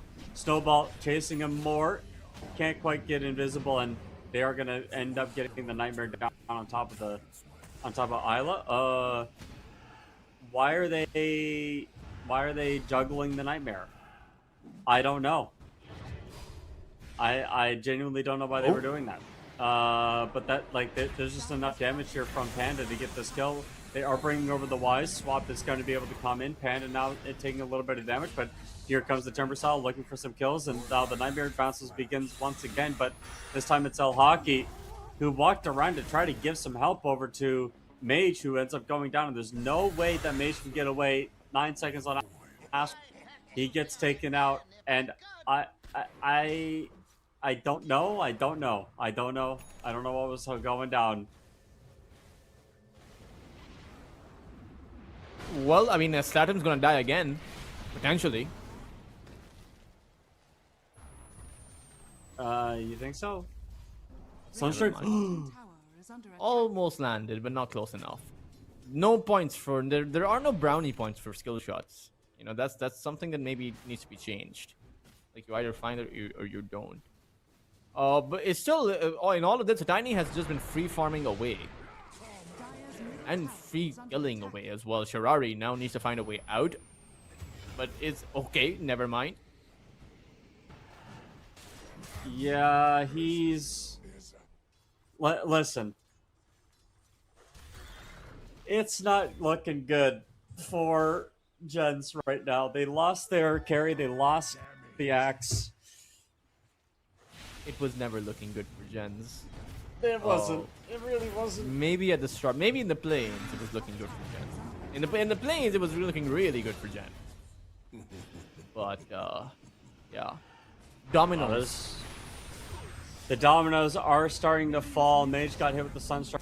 He's down now to half HP. Kagami's going to be the next one up, and Mage juking his way into the tree line. Has fallen.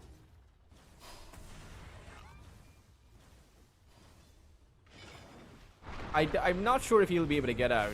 Yeah, the avalanche is gonna clip him. They'll just right click him down.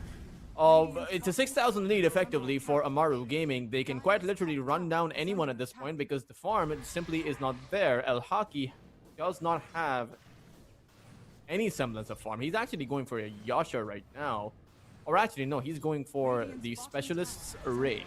So it's going to be a while before he has that Aghanim Scepter, probably around that 20-minute mark, if that. And the state of the game for Amaru Gaming is pretty much there. For them to maybe even find a clean sweep win. There's Meteor Sun Invoker is going to get hit with the Walrus Punch, slayed him. Invisibility equals invincibility, especially when you don't use or have detection. Dire's top tower is under attack. And now I Shirari's... actually, yeah? you know, Amaru Gaming, were invited directly to the group stage. I actually hope that they would actually play all of their matches. I understand that they were in 2 different tournaments at the exact same time, but they could have found a way, considering that EPL is very lenient in the way that they schedule matches. But they wanted to prioritize a tournament that, quite frankly, if I'm being honest, they were never going to win. Instead of the tournament they had a good chance of doing well in. And I can't understand that logic. Well, you know, Team Jenz are... How do I put it? They just played a series in which the first game they got rolled, and the second game had more than 100 kills in it by 22 minutes. So, I can't imagine the level of exhaustion that they feel, if you could even describe it, but yeah, this Timbersaw, I don't even know if this guy is necessarily in any trouble. Like, he looks fine to me. He is. No, they are going to get the roll in. He's just going to go in with the help of this Earth Spirit, get a couple kills. They have the Tornado coming down, the Meatball as well. So much. Okay.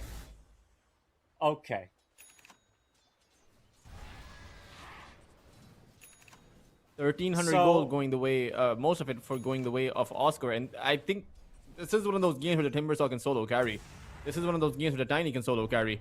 Amaru Gaming have 2 very flashy cores. And that's not even to mention Slatim on that mid lane. Meteor Hammer having been bolted up, once he gets this Atos, he should be able to solo kill anyone he wants. Maybe not the Void Spirit, but pretty much anyone else. And, an 8,000 lead at the 13-minute mark. This is something that not even their previous opponents could do against Jenz.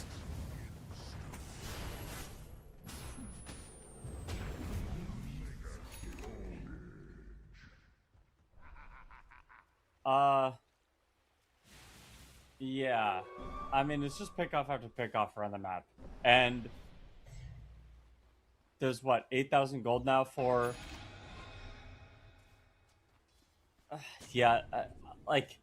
I'm trying to be...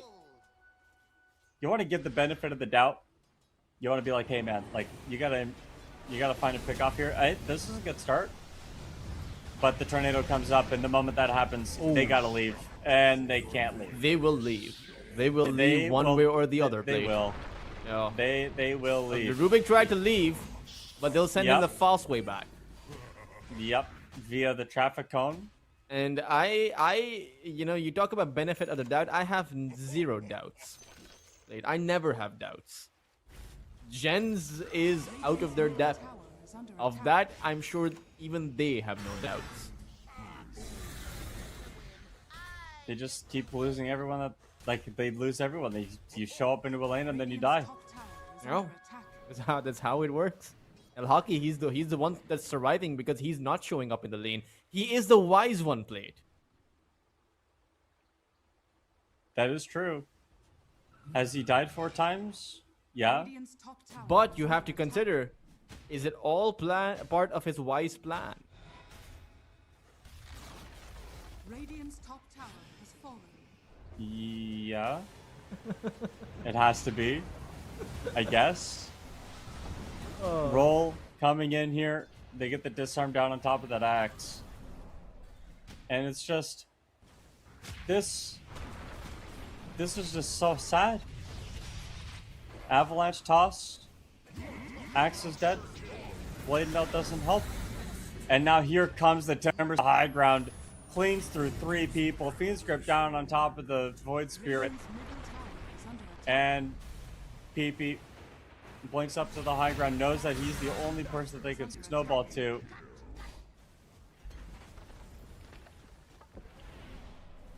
Ten to 37. 13,000 of a lead at the 15-minute mark. I'm not too sure how much more of a beating Jenz can take if we're being honest, but they are trying. The wise one is farming away. Al Haki has the specialist array, and you'll have to forgive me. There's not too much to analyze in this gameplay. Like, if you were in my position, what could you possibly say? This is just the next game. This is I just don't know. one team that is a cut above, or rather many cuts above, another team who probably wouldn't even have, like, if this, like, on a serious note, if this version of Team Jenz played in the play-ins, they would not have qualified through. I mean, Mage, you can see he's trying his best, but the moment that the Timber Saw comes around the corner, it's pretty well over for the team fight. Radiant's top tower is under attack.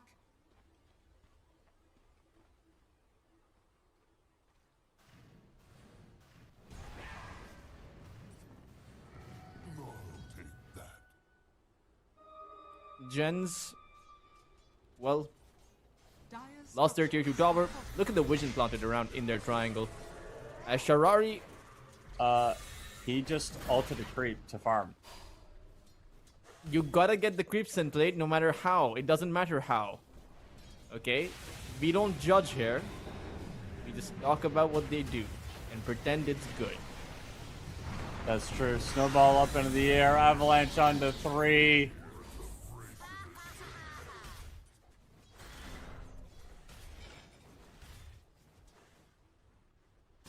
I like how you're at a loss for words as well. What am I supposed to say? It's literally just a 3-man avalanche. Like, now the wise one is going down. Swap is not gonna help too much. Tree throw finishes the job.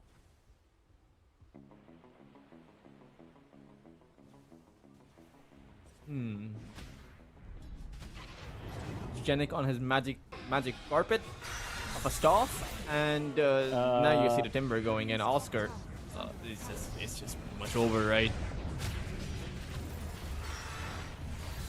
Yeah, I think so. I mean, I don't know if you can kill Oscar. Radiant's bottom as I don't the think you can ultra kill mech- Oscar. Like, Oscar has You know twice what? the net worth of your own offlaner. Yeah. In fact, your supports are about to overtake the cores of Team Jenz in terms of net worth. So that's really, I don't know, a few more team fights, one or two more team fights, and I feel like this game is gonna be over before the barracks even go down. I do not see Jenz playing past losing 1 or 2 more fights. Yeah, I don't think so either. is under attack. It's the nice blade mail, so you can turn around and get some damage down to Slade him. And also pick up the kill on the Bane, that's a big one. Is under attack.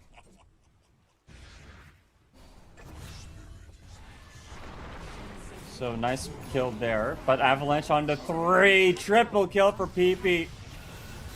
It's gonna be the Rod of Atos now for Mage, and like, what am I supposed to say? Under attack. I don't think there's anything to say. Late. This This is why AI is replacing everyone. Because AI would say a lot in this scenario. Radiant structures Yeah, and it would say a lot of nothing. 20,000 of a lead. The lead's actually now growing past that 1,000 per minute mark. Radiant's middle tower is under attack. The way that I see it, no matter what you build up on Team Jenz, it's just going to be too late. You're behind like 2 items per hero right now. This Invoker has a toss meter, hammer boots of travel. Meanwhile, your own mid laner, I haven't even clicked on him, but he probably only has a Kaya. Isla that is bus- straight up dying to 2 fire spirits. Like, he's almost dead. He might still die to the Sunstrike. He already used it and missed. Isla is now charging on forward with about 400 HP, missing about 80% of his own HP pool.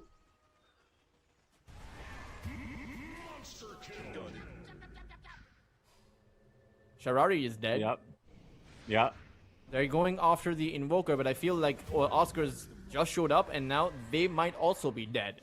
Al-Haki. Oh, they got Panda. Are scanning. And yeah, don't stand in the tree line. Obviously, that's not going to be very good. And you can see Oscar hunting down that Venge. Instead, Mage with one Astral Step able to get out, and Al-Haki just doesn't have anywhere to go. And you were to see PP with the Blink Dagger, obviously, as you saw on your screen, throws up Mage into the air, and he comes crashing all the way down. And now you TP up top, Cold Snap, hit him with the Sunstrike again. Stands briefly. Well, Oscar has a heart.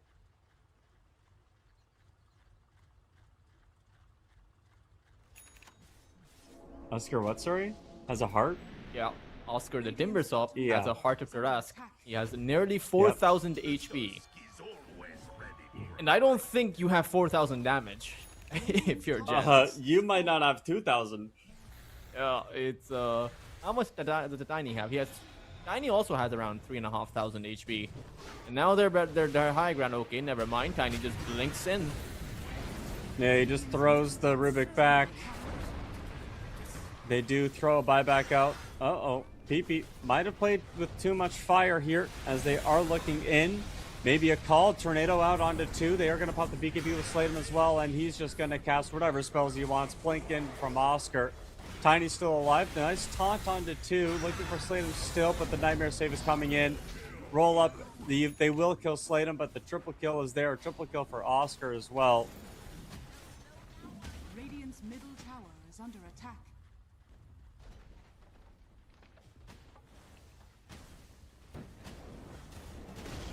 Tier 3 tower is going to be besieged. They had PP down very low, but they were unfortunately not able to take him down. Radiant's And middle even then, even if you took him out, it's not as if the state of the game was ever going to change. This is Amaru Gaming just running away with this. Unfortunate though, again, they didn't play most of their series because I really do think that Amaru Gaming could have actually made it into the playoffs. Yeah, they easily could have. You would have had a South American representative in the playoffs. That would have been fantastic. That would have been amazing. Playtime just won their first year one. Or I consider it to be a tier 1 at that point. And, you know, Amaru is an org, right? They're not a random stack.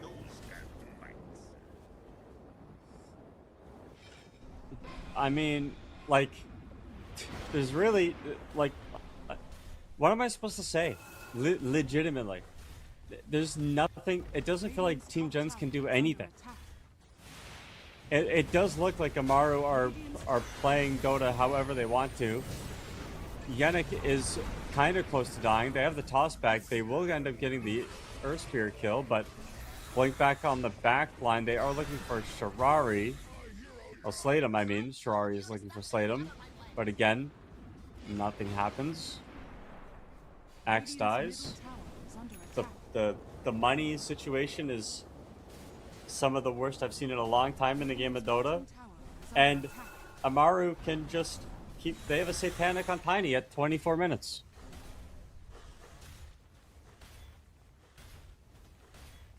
One of the better series or showings by Amaru. Also one of the only showings by Amaru. But, no, that makes it all the more impressive. Because, hey, I mean, Jenz may be playing with, quite frankly, random players as the situation called for that occasion. It was, I suppose, an emergency. It's not as if these players can't pick their buttons. It's not as if these players are bad. Yeah. Toss back. Kinda. I mean, Slatem is getting really low. They are going to try to get in on top of him, but he's got some spells to use. What in the world was that? I'm not quite sure, but I mean, Isla's going to die either way. Just trying to play with Dota a little bit. Blink, roll in, slate him. He's got himself some spells still. He didn't die, so he's gonna stick around.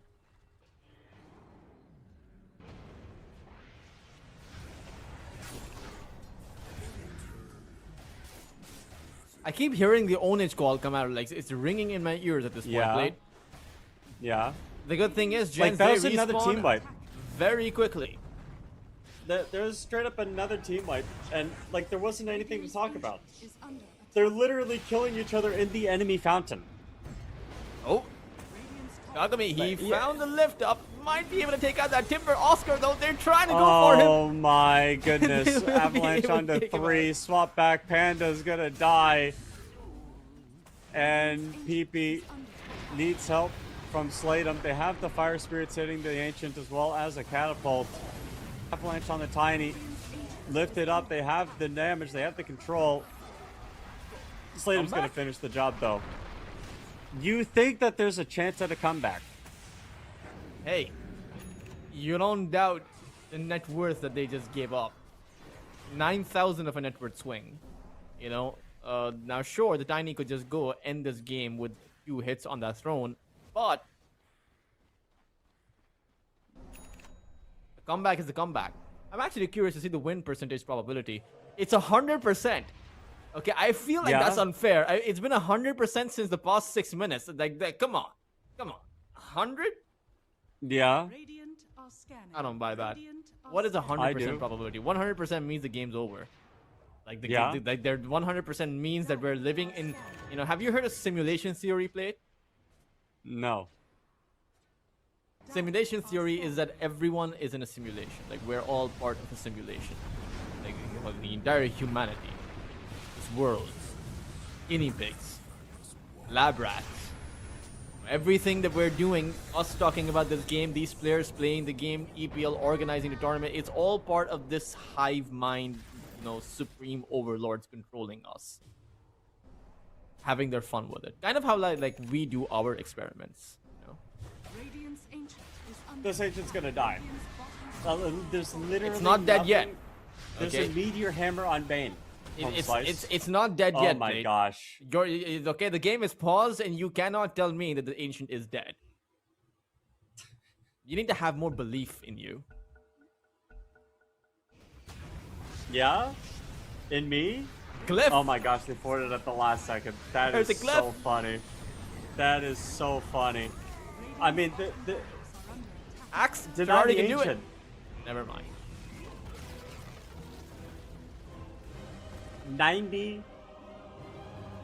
97 kills in 27 minutes.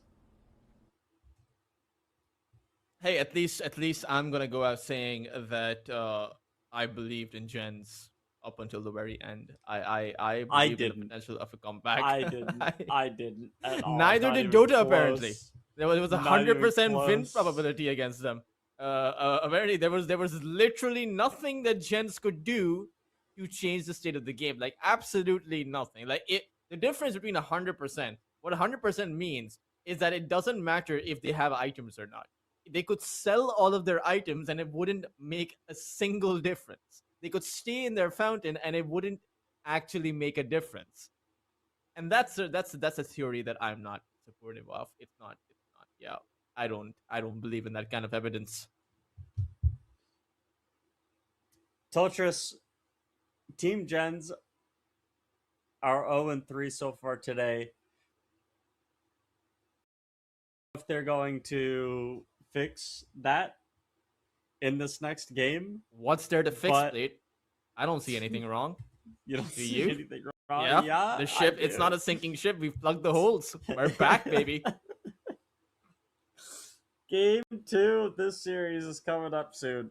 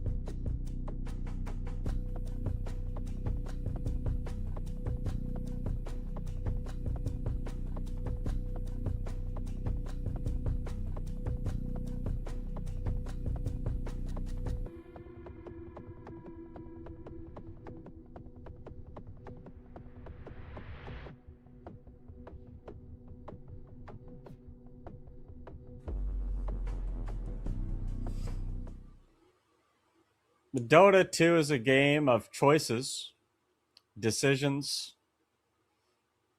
and playing this series is definitely one of those things that happened. It was a choice and a decision that Team Jenz and Amaru Gaming both made. It was our choice to cast it, our choice to put it on here at EPL, and I would make the same choice again, Toltris. Jenz, get I would coddled. do. I would do. I would make the same choice. But that is also, I have also made many bad choices in my life. That's But I don't fair. think this would be one of them. You know, for the record, just so it is out there for anyone tuning in. Gens, they do have the Keeper of the Light. Yes. At some point, I begin to think about it. Think in my mind, does this draft even matter? Just if the previous Right. game is anything to go by, like like what are they gonna pick up that's gonna change their fate right now? But I suppose we can analyze the draft a little bit. Storm Spirit actually comes out for Team Gen, so this will be a Keeper of the Light support. What did we think it was going to be a column mid? Could have been. I mean, you're playing into an Earth Spirit. The Cottle mid isn't that bad. At the same time, can go either way. The Storm is actually pretty good against that Earth Spirit. Sure, there's a lot of HP, but you are playing into a melee hero who likes to get close, right? The Storm should be able to find his farm. I don't know if this is going to be an Earth Spirit on the mid lane because we did have a position 4 Earth Spirit just, I believe it was the last game or the previous series. So we'll see how Amaru Gaming actually choose to go about this. Shadow Fiend is banned out, so you won't have that Bane plus SF combo. And, I would imagine they keep their carry pick in their pocket for now, but you could have the option for the Tiny. Amaru Gaming need to pick at least 2 cores here, or they could pick a support that's a flex and a core or something. But they go with Largo, so that is a flex. That could be anything. Who knows? And then with that being said, that you also have to follow it up with either. Oh well, I guess they're going to tell me what they follow it up with. A lion. Okay. So it's going to be a 3 Largo probably, and a mid or spirit. 3 Largo, you have the Lion as well. Position 4 Lion would probably be the ideal here. It's good because the Lion has 2 disables. Hex plus the Impale means that you're going to be stuck in that Frog Storm for longer. Lick does a lot of damage, surprisingly so. And so you have a decent offlane setup for Amaru. It does mean that the Earth Spirit is going to be on that mid lane. And so Team Gens know what they're playing with. How they need a range carry because a melee core against a Largo just doesn't work. At the same time, you have a Grimstroke, so the ideal carry with the Grimstroke is someone that is melee. But no, they'll just stick to the Luna. Luna does kind of the same thing as a melee carry, except you have Lunar Orbit. Lunar Orbit plus Inkswell is really good.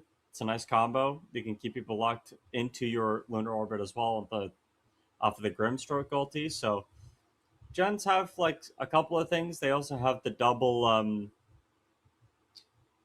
slow from the coddle. I forget what it is. Solar Bind. Boom. There you go. Locked and loaded, which does amplifies your spell damage, and then on top of that, the Grimstroke Ultimate also amplifies your spell damage that you take, and then you're going to get hit with the Eclipse. So there's a lot of burst damage coming out here from Gens. Like if we're going to talk about draft alone and not have anything to do with the players that are actually going to be playing these heroes, Gens have some unique combos. Is Isla here? I have to make sure. Isla is here. Isla is gonna stick with us until the very end. He will. Isla's the drafting. Captain will go down with his ship, one way or the other. I like that. Isla and the boys. Isla and the boys. To be fair, Amaru's ship isn't going to do much better, even if they win, right? So it's a case. It's a case. Both ships are pretty much sunk already. They are. It's like the 2 halves of the Titanic that have split apart in the water. You're just waiting for one of them to sink faster than the other. But the theatrics of it all are nice because Isla's team is the band that continues to keep the music on, even though it's in the middle of the night, everyone's panicking. They're the ones who are keeping everyone entertained. As a Dawnbreaker comes out for Team Jenz, They have a very solid draft. Like, I will say that there's the Solar Guardian, Eclipse, two very big AoE spells, Illuminate as well with the Chakra Magic for your Storm Spirit. This is a fantastic draft coming in by Team Jenz, much better than the previous game. I don't know if it'll matter all that much, but we'll see. It depends on what carry Amaru go for. Drow Ranger wouldn't be that bad. That reverberation from coming in from the Largo on the Drow Ranger's damage is definitely devastating, but you don't need it on the Drow. You have the Magnetize for it. So I do wonder what they're going to opt in for. Again, Lifestealer wouldn't be that bad, but maybe someone with some burst damage would be good too. Yeah, I think the Lifestealer just doesn't do enough. It's decent into the Dawnbreaker, but ultimately the Luna is something that's a little bit more difficult to process. So, my opinion, I think you're trying to just find something that can man fight the Luna in the Eclipse, but you also want something that can lane against the Dawn, which is a little bit more difficult to find. Well, that's what the Wind can do. The Wind can do both of those things. Yeah, but the Wind's very weak against magical damage, which is why I think Jen's might have the stronger draft. Like the Eclipse, Storm Spirit zapping in, even the Silence, right? The Phantom's Embrace is great against the Wind Ranger because you want to use the Wind Run when the right clicks start pouring in.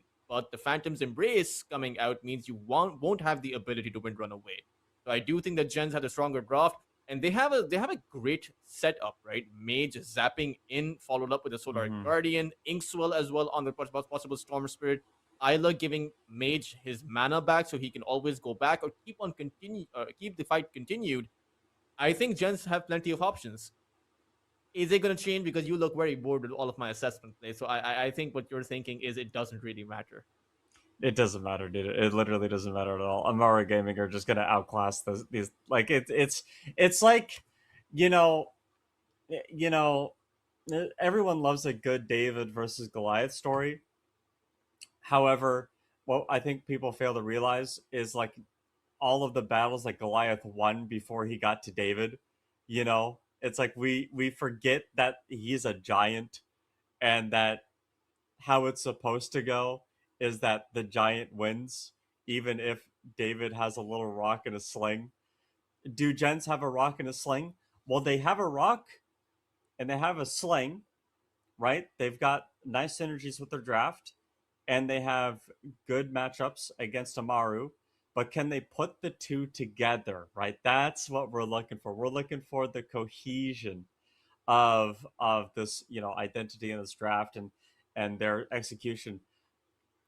I don't see it happening, mostly because they're a team of one guy and four randoms. like just to really break it down, literally a pub team, like a battle cup stack right now is what we're dealing with. Hey, I've played against some EPL pros in Battle Cup before, not to my Prepare for choice. battle. I didn't have a choice in the matter. I got rolled every time I did. It wasn't close. I feel terrible that that was happening to me.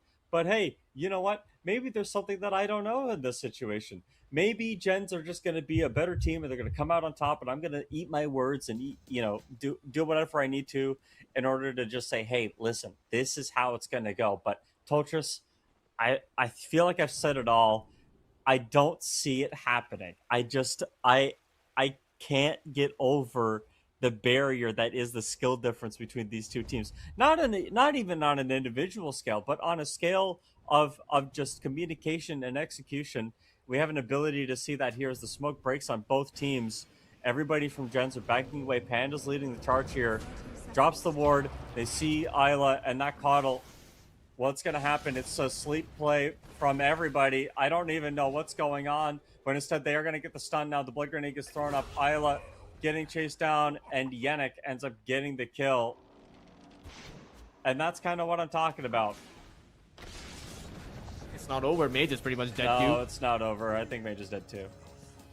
Yeah. Okay, so the thing is, Plate, for all of you who are listening, don't fall for Plate's propaganda on David versus Goliath. Because David won with his little sling and his rock. Okay? Turns out one rock and one shot is all you really need. And to be fair, Play, to add to your point, it's not as if Isla is a tier 1 player, right? As much as I like him, as much as I like his commitment, and as much as I really want to see him succeed, as much as I want to see every pro player who has this level of commitment succeed, Isla is probably a tier 2 or tier 3 player, right? This isn't a situation where you have one TI player with 4 randoms, right? You have a tier 2 player with 4 randoms. That's a big difference. But I still believe. I will continue to believe it because we are on the ship too.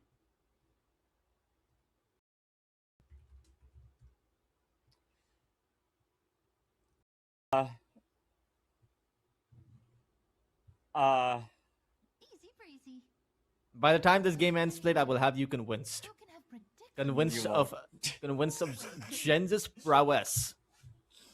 I want someone in the chat right now to clip what Tultras just said, and then in 25 minutes from now, just nothing else, just the ancient dying. That's all I want. I don't want anything else. That's Oh. that's like I know as a caster, I'm supposed to be unbiased. I'm being realistic. Okay, that's my goal today, is to be realistic. Yeah. You know what realism gets you, Plate, in life these days? What? Sadness. Okay. That's true. Nothing but sadness. You need to be a bit optimistic. Do not be heartbroken. Actually, no, that's not true. You need to be optimistic to have the chance not to be heartbroken.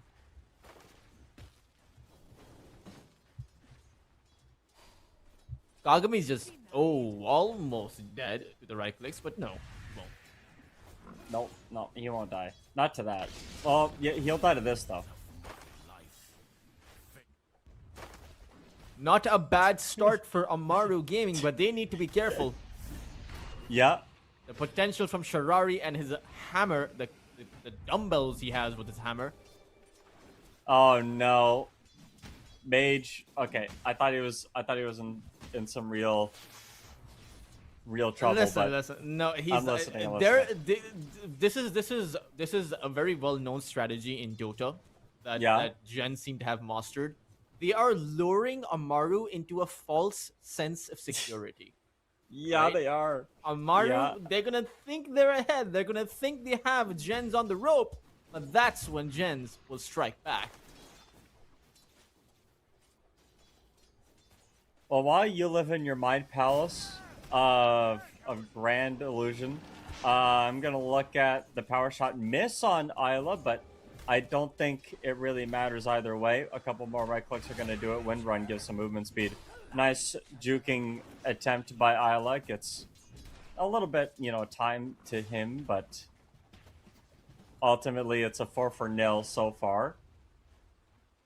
You remember the IESF qualifiers that we did, Plate?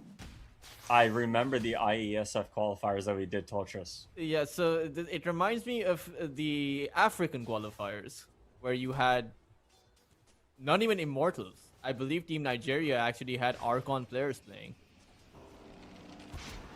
Really? Yeah. Yeah, we happened to broadcast that match. Isla getting run down. He's gonna end up falling. Panda will also. Hey, listen.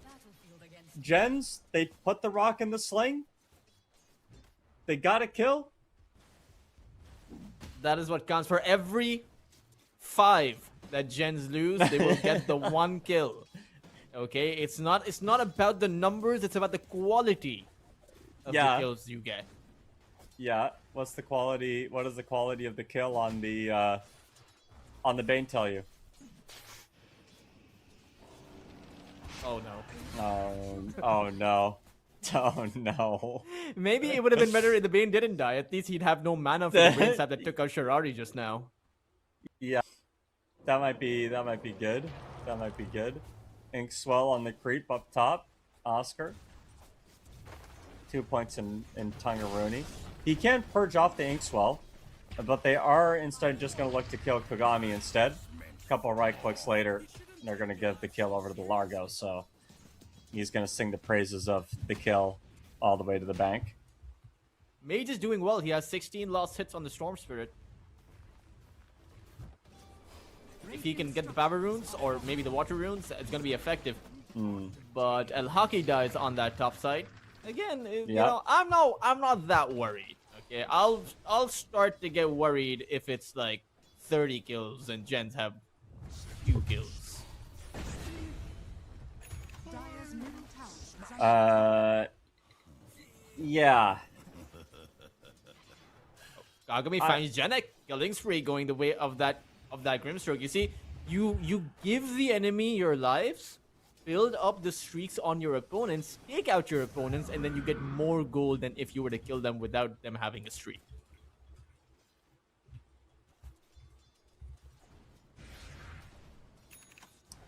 So, okay. The last hits are looking... Oh my gosh, that power shot does so much damage. The last hits are looking dire. Well, radiant. I don't know what you want to... how you want to put it. Do they have another power shot set up? Yes, they do. Shirari getting run down, double ranged here. The wind run comes out, and yeah, the Panda's on a honeycomb spree, and Slatum also ends up killing the Storm bot mid, and then in top lane, Yannick is gonna not dodge the stun, but they don't have anything to contest this Largo. There might actually also be a dive here as well. I'm going to almost guarantee it, as they do look for Kagami, miss, but instead, I think there's going to be a TP from the Dawnbreaker coming in. Yannick up top will go down, and Oscar is also going to pay the price. Nice rotation for Shirari. I told you, got lured into a false sense of security, and they paid the price for it. Slatum going to do El Haki a favor, send him back to the fountain so that El Haki was going to come back with full HP and mana. Jenz are reading Amaru like a book. Late. Yeah. Yep, they sure are. Book time. Mage. Hit with the silence in mid.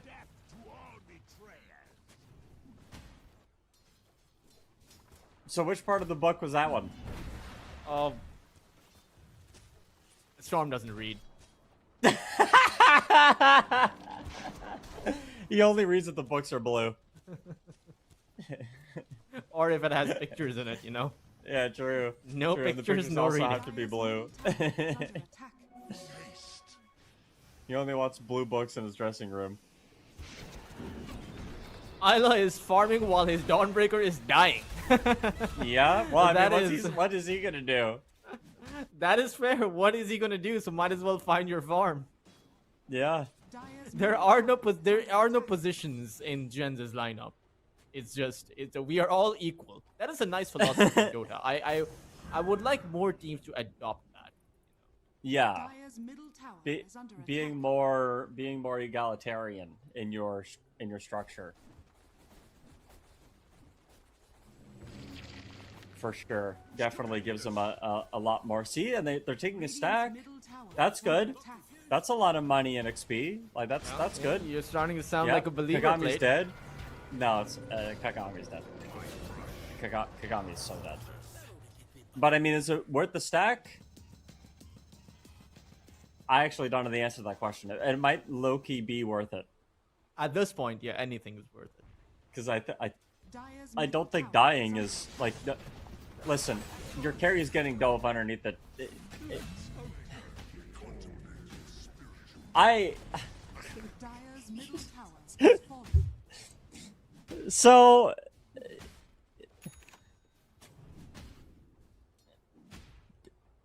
People want to know at home.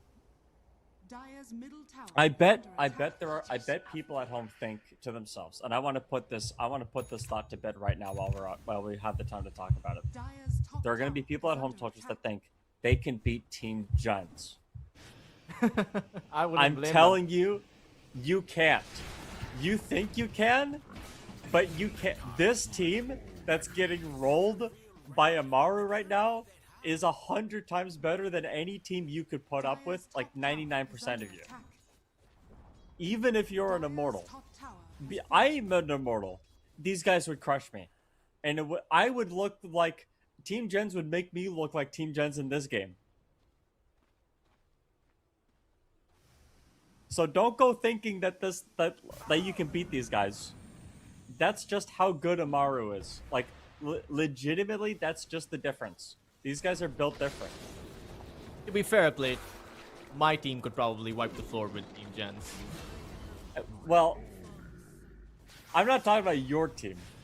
Are you on that team? Well, yeah, you're pretty high. You're pretty high immortal, aren't you? Kind of, yeah, but I'm not I am the coach, so I'm not technically on the team. I see. I Yeah, am on. you're not on. Yeah, but you swap. I don't know, the pause 5 or something, and then play. And then Yeah, I you could be probably carried win. by my team while also beating Team Jenz. Yeah. Yeah. But I didn't say you were in chat. Maybe you are in the chat, but I'm talking about the people at home that. But I do agree with the premise. Like, there are levels to the game, right?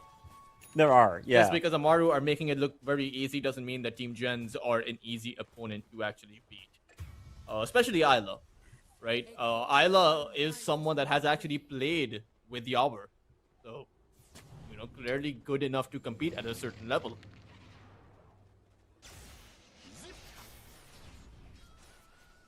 So, last game, we saw like 90. We saw more kills last game than we did in the game 2 between Team Jenz and I already forget the name. Wow, I was there too. Ilbers Esports. Ilbers, yes. And that was just a stomp. So this game, anything less than 80 kills by 25 minutes is a win. If Team Jenz can dodge, if they can farm, if they can relax, if they can ignore the fact that their mid-storm spirit is less network than the Lion, if they can help El Hike, if they can do anything that isn't dying, then it would be good. But there is the link down onto 2 here. Of course, the silence comes out and roll up onto the high ground, ends up finding the last kill anyway. Meanwhile, the bottom tower is being cleared out after the pickoff on the Dawnbreaker. And Tochus, which member of Team Jenz is Goliath? Is David, I mean. All of them? It's 5 Davids versus the 1 Goliath. It's 5 versus 1. Yeah, that's why I think there are better odds for Jenz to Yeah. take this. It's it's 5 slingshots, and those hurt. Dire's middle tower Ferrari is with under the attack. absolutely fantastic escape. Saw PP coming from a mile away. PP did not have a chance. Yeah.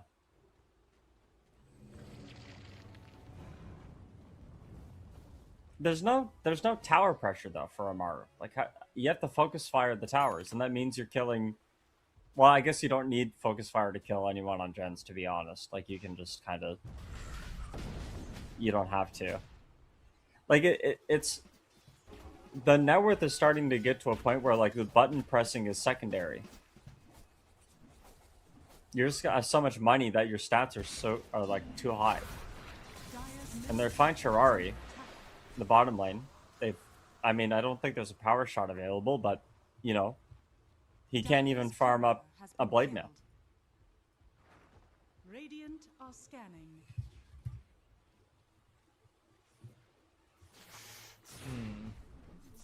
Radiant are scanning. Dire's Mage has been farming away in the Radiant jungle for quite a while, but they will catch up to him and probably just take him out. Yeah, there goes the Fiend's Rip. Yeah. The Fiend's Rip is devastating not because it locks you down, well, that is the primary aspect of it, but it also drains away 50% of your total mana pool by the end of its duration. So it's great against heroes like the Storm, Medusa, pretty much any mana-based hero. And the what makes the Aghanim Scepter even more potent, or primarily also the additional lockdown that you have, even if the primary Bane isn't there, but it's the 3 Banes are individually draining away your mana. So you lose about 70 to 80% of your mana pool by the end of that duration. I don't even think there's a point in bringing up these solo pickoffs, to be honest. There isn't. Because Jenz haven't started to fight back. If you notice, you know, they haven't made that smoke of deceit, which they will now. Mage finally ready.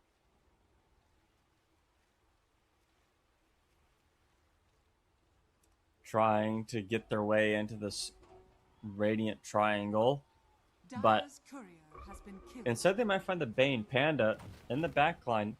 They did steal the Wisdom Shrine. Pog, Isla knows what he's doing, and they are going to be able to find the Largo here. Needs to kill the Spirit, but he can't, and instead everybody else is going to come in. Magnetize comes out. Dawnbreaker with an ultimate. They have the Hex down on top of El Heike. Turns around with the Eclipse, finds Panda, gets the kill there, and slayed him. Low with an Arcane Rune, but blink in from Yannick. Finding an angle roll is going to be good, and they just focus fire, bring him down. Serare, the next one up, the magnetized power shot combo does the damage. And that's a team wipe win. Or a team fight win, not a team wipe. But a couple of kill streaks going the way of Jenz. Dire are scanning. I mean, that's more than what they've gotten all game long. This Luna isn't that far behind the Wind Ranger, or even that far behind the Largo, or everyone else is pretty poor. But, you know, Jenz had the capability to sum up all of their spells and get some few kills in those team fights. If you can get to that Aghanim Scepter for your Luna, which is, I think, the item you should be going for in this scenario where you're really far behind, maybe you can start to claw together something. But it's I don't know. Have you ever had a burger which just has a beef patty in it? No. Is that what this is? Yeah. It's not a nothing burger, but it's just a beef patty. It's a very Radiant's dry middle tower beef is patty. under attack. I'm just looking Dire's at top tower is Lion, under who has... attack. And the Storm is what I'm looking at. Hey, it's because this is a genic lion. Okay, this is a special lion. He may actually end up with more net worth than the Dawnbreaker as well as the Luna. Although the Luna is difficult to catch up to. Dire's bottom tower is under attack. Yeah, this game is just... Dire's bottom tower series. is under attack. I've been a part of some pretty convincing series in my time. This is definitely one of them. This is just like waiting for time to pass. Dire's middle tower is under attack. And it is passing by very slowly. Blank stun only onto one, but they get the Nightmare down on top of the Dawnbreaker, and instead they want to turn their attention over to the supports. They get the leash down onto two. It seems right, but they cut off the Storm Spirit. One of the supports will die, but the Magnetize down onto three from the Earth Spike. They do get the Shackle down onto two, and it's a triple kill for Slaydom. Isla gonna get chased down here. They do throw a crossbow bolt out, and PP is wicked sick. Both supports die for Amaru, but they get 4 in return. And the Luna's still farming.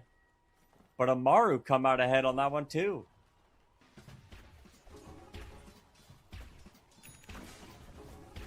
Dire's top tower is under attack. 4 for 1. But, again, quality of the kills played. You focus on the wrong thing all the time. Yeah, sure. You have to focus on the, you mentioned it yourself. This lion is more farmed up than your Storm Spirit. Losing your Storm for the lion is literally a more valuable trade if you're Jenz.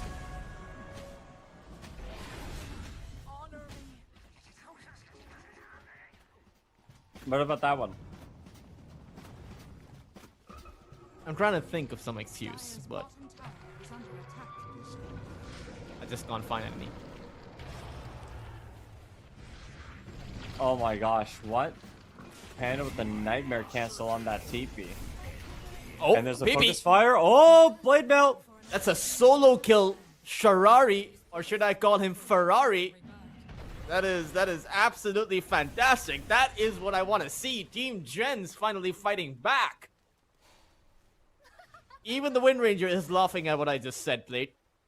Dire's middle tower He, is under The you know, game is he laughing didn't at me. know. He didn't know how to hit S on his keyboard.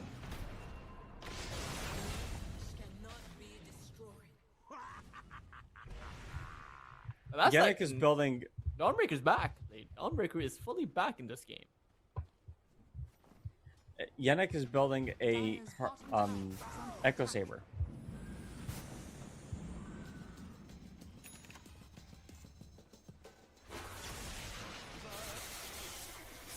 Zip in onto the lion, but he's got backup this time. Magnetize comes out, blink away, and a little bit of extra mana doesn't get you far enough. It does not. BKB is now available as well. I'm surprised that Amaru Gaming aren't going for meme builds. They're playing this very seriously. I suppose. I mean, okay.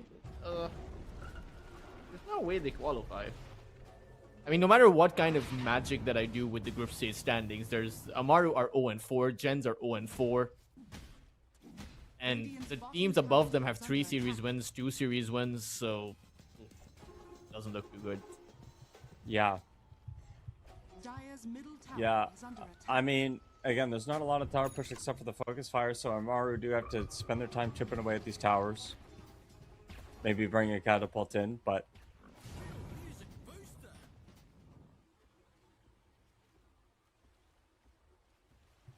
so Slatem Dire are scanning.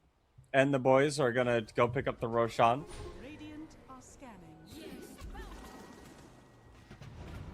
Once this Roshan is taken over, we'll see exactly how things transpire, but Dire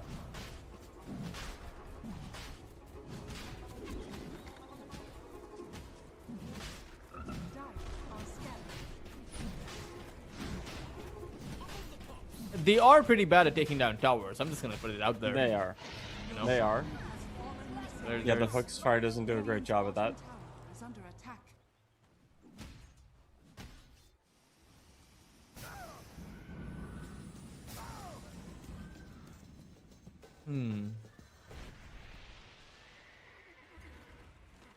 That's what I'm saying.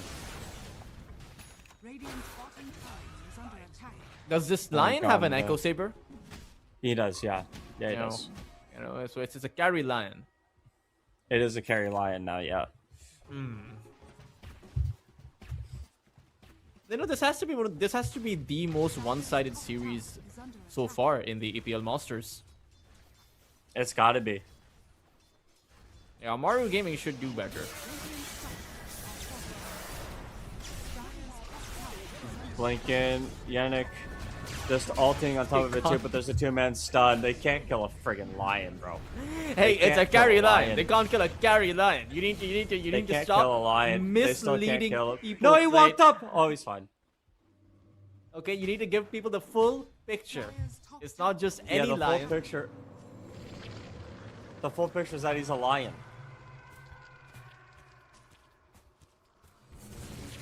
Kagami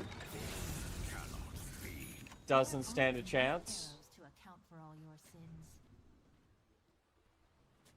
Dire's I wonder what the win structures probability are is. fortified. Do you want to take a gander? Is it 100%? No. Not even close. Really? Yeah. Yeah. Is it at like 85? Dire's middle tower is under It attack. is 93% in favor of Amaru Gaming. Oh, 93. I see. Yeah, 7% chance. Just saying. Not that I- low. Worth fighting for. Oh my gosh. What percentage of a win probability do you think David had against Goliath? Tell me that. I think of 1. Exactly. Gens are in a better spot. Yeah, they are. Slate him. Dire's Eats the top full tower is eclipse. under attack. How's the shield ring into BKB available also?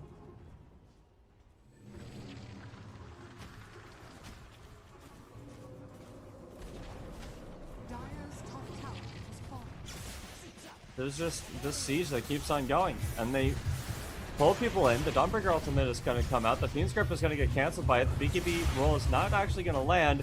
And the right clicks are coming through from PP. He's getting low. The Blade Note does a lot of damage, but the heals from this Largo, he's got to keep them going. Focus Fire is down as well. Everybody dies from the rock of Slatum. Ultra Kill is down, and GG finally gets called.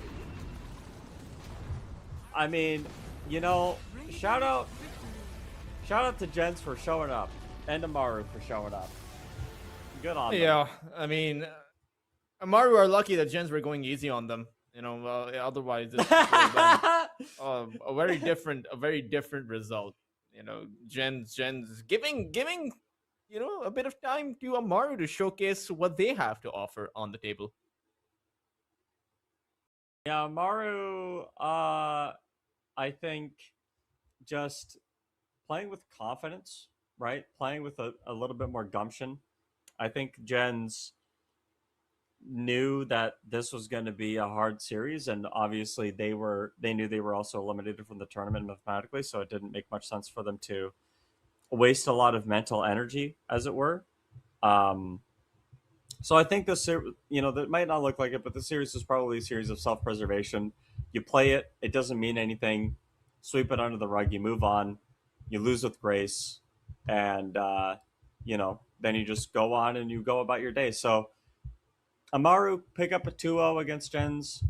That's going to cap us off for today. Toltris, I don't really have anything else to say about this game, man. There was 21-1 on Earth Spirit mid, and this was a 23-minute game. Is there anything else you need to say about today before we close things off? Well, unfortunate that the last two series weren't up to your standards, Plate. But I'm only They were kidding, of course. entertaining just for completely different reasons. They were entertaining, definitely. The series, the game number 2 between Jenz and Ilbers, more than 120 kills. I don't remember the last time that's happened. But to top things off, though, that there is, of course, something to look forward to. The playoffs will be starting soon, and we will have the 4 invited teams now entering the competition. We have our 4 teams that are going to be advancing from the group stage as well. Power Rangers and Ilbers Esports from group number A, and Level Up and Zero Tenacity from group number B will be facing off against the 4 invited teams, which are going to be Yellow Submarine, Mouse, Rune Eaters, who are at EWC, and you have Navi as well. So those are some pretty heavy teams now facing, or rather now entering the field. And this is where the prize pool starts to kick in. Remember, it's $100,000 on the line. Top place position gets $50,000, but the prize pool only kicks in at the 5th to 6th place position. So you have to get to round 2 of the playoffs to be able to acquire some of that prize pool. Best of luck to all of the teams out there, Plate, and I really can't predict what's going to happen in the playoffs because some of the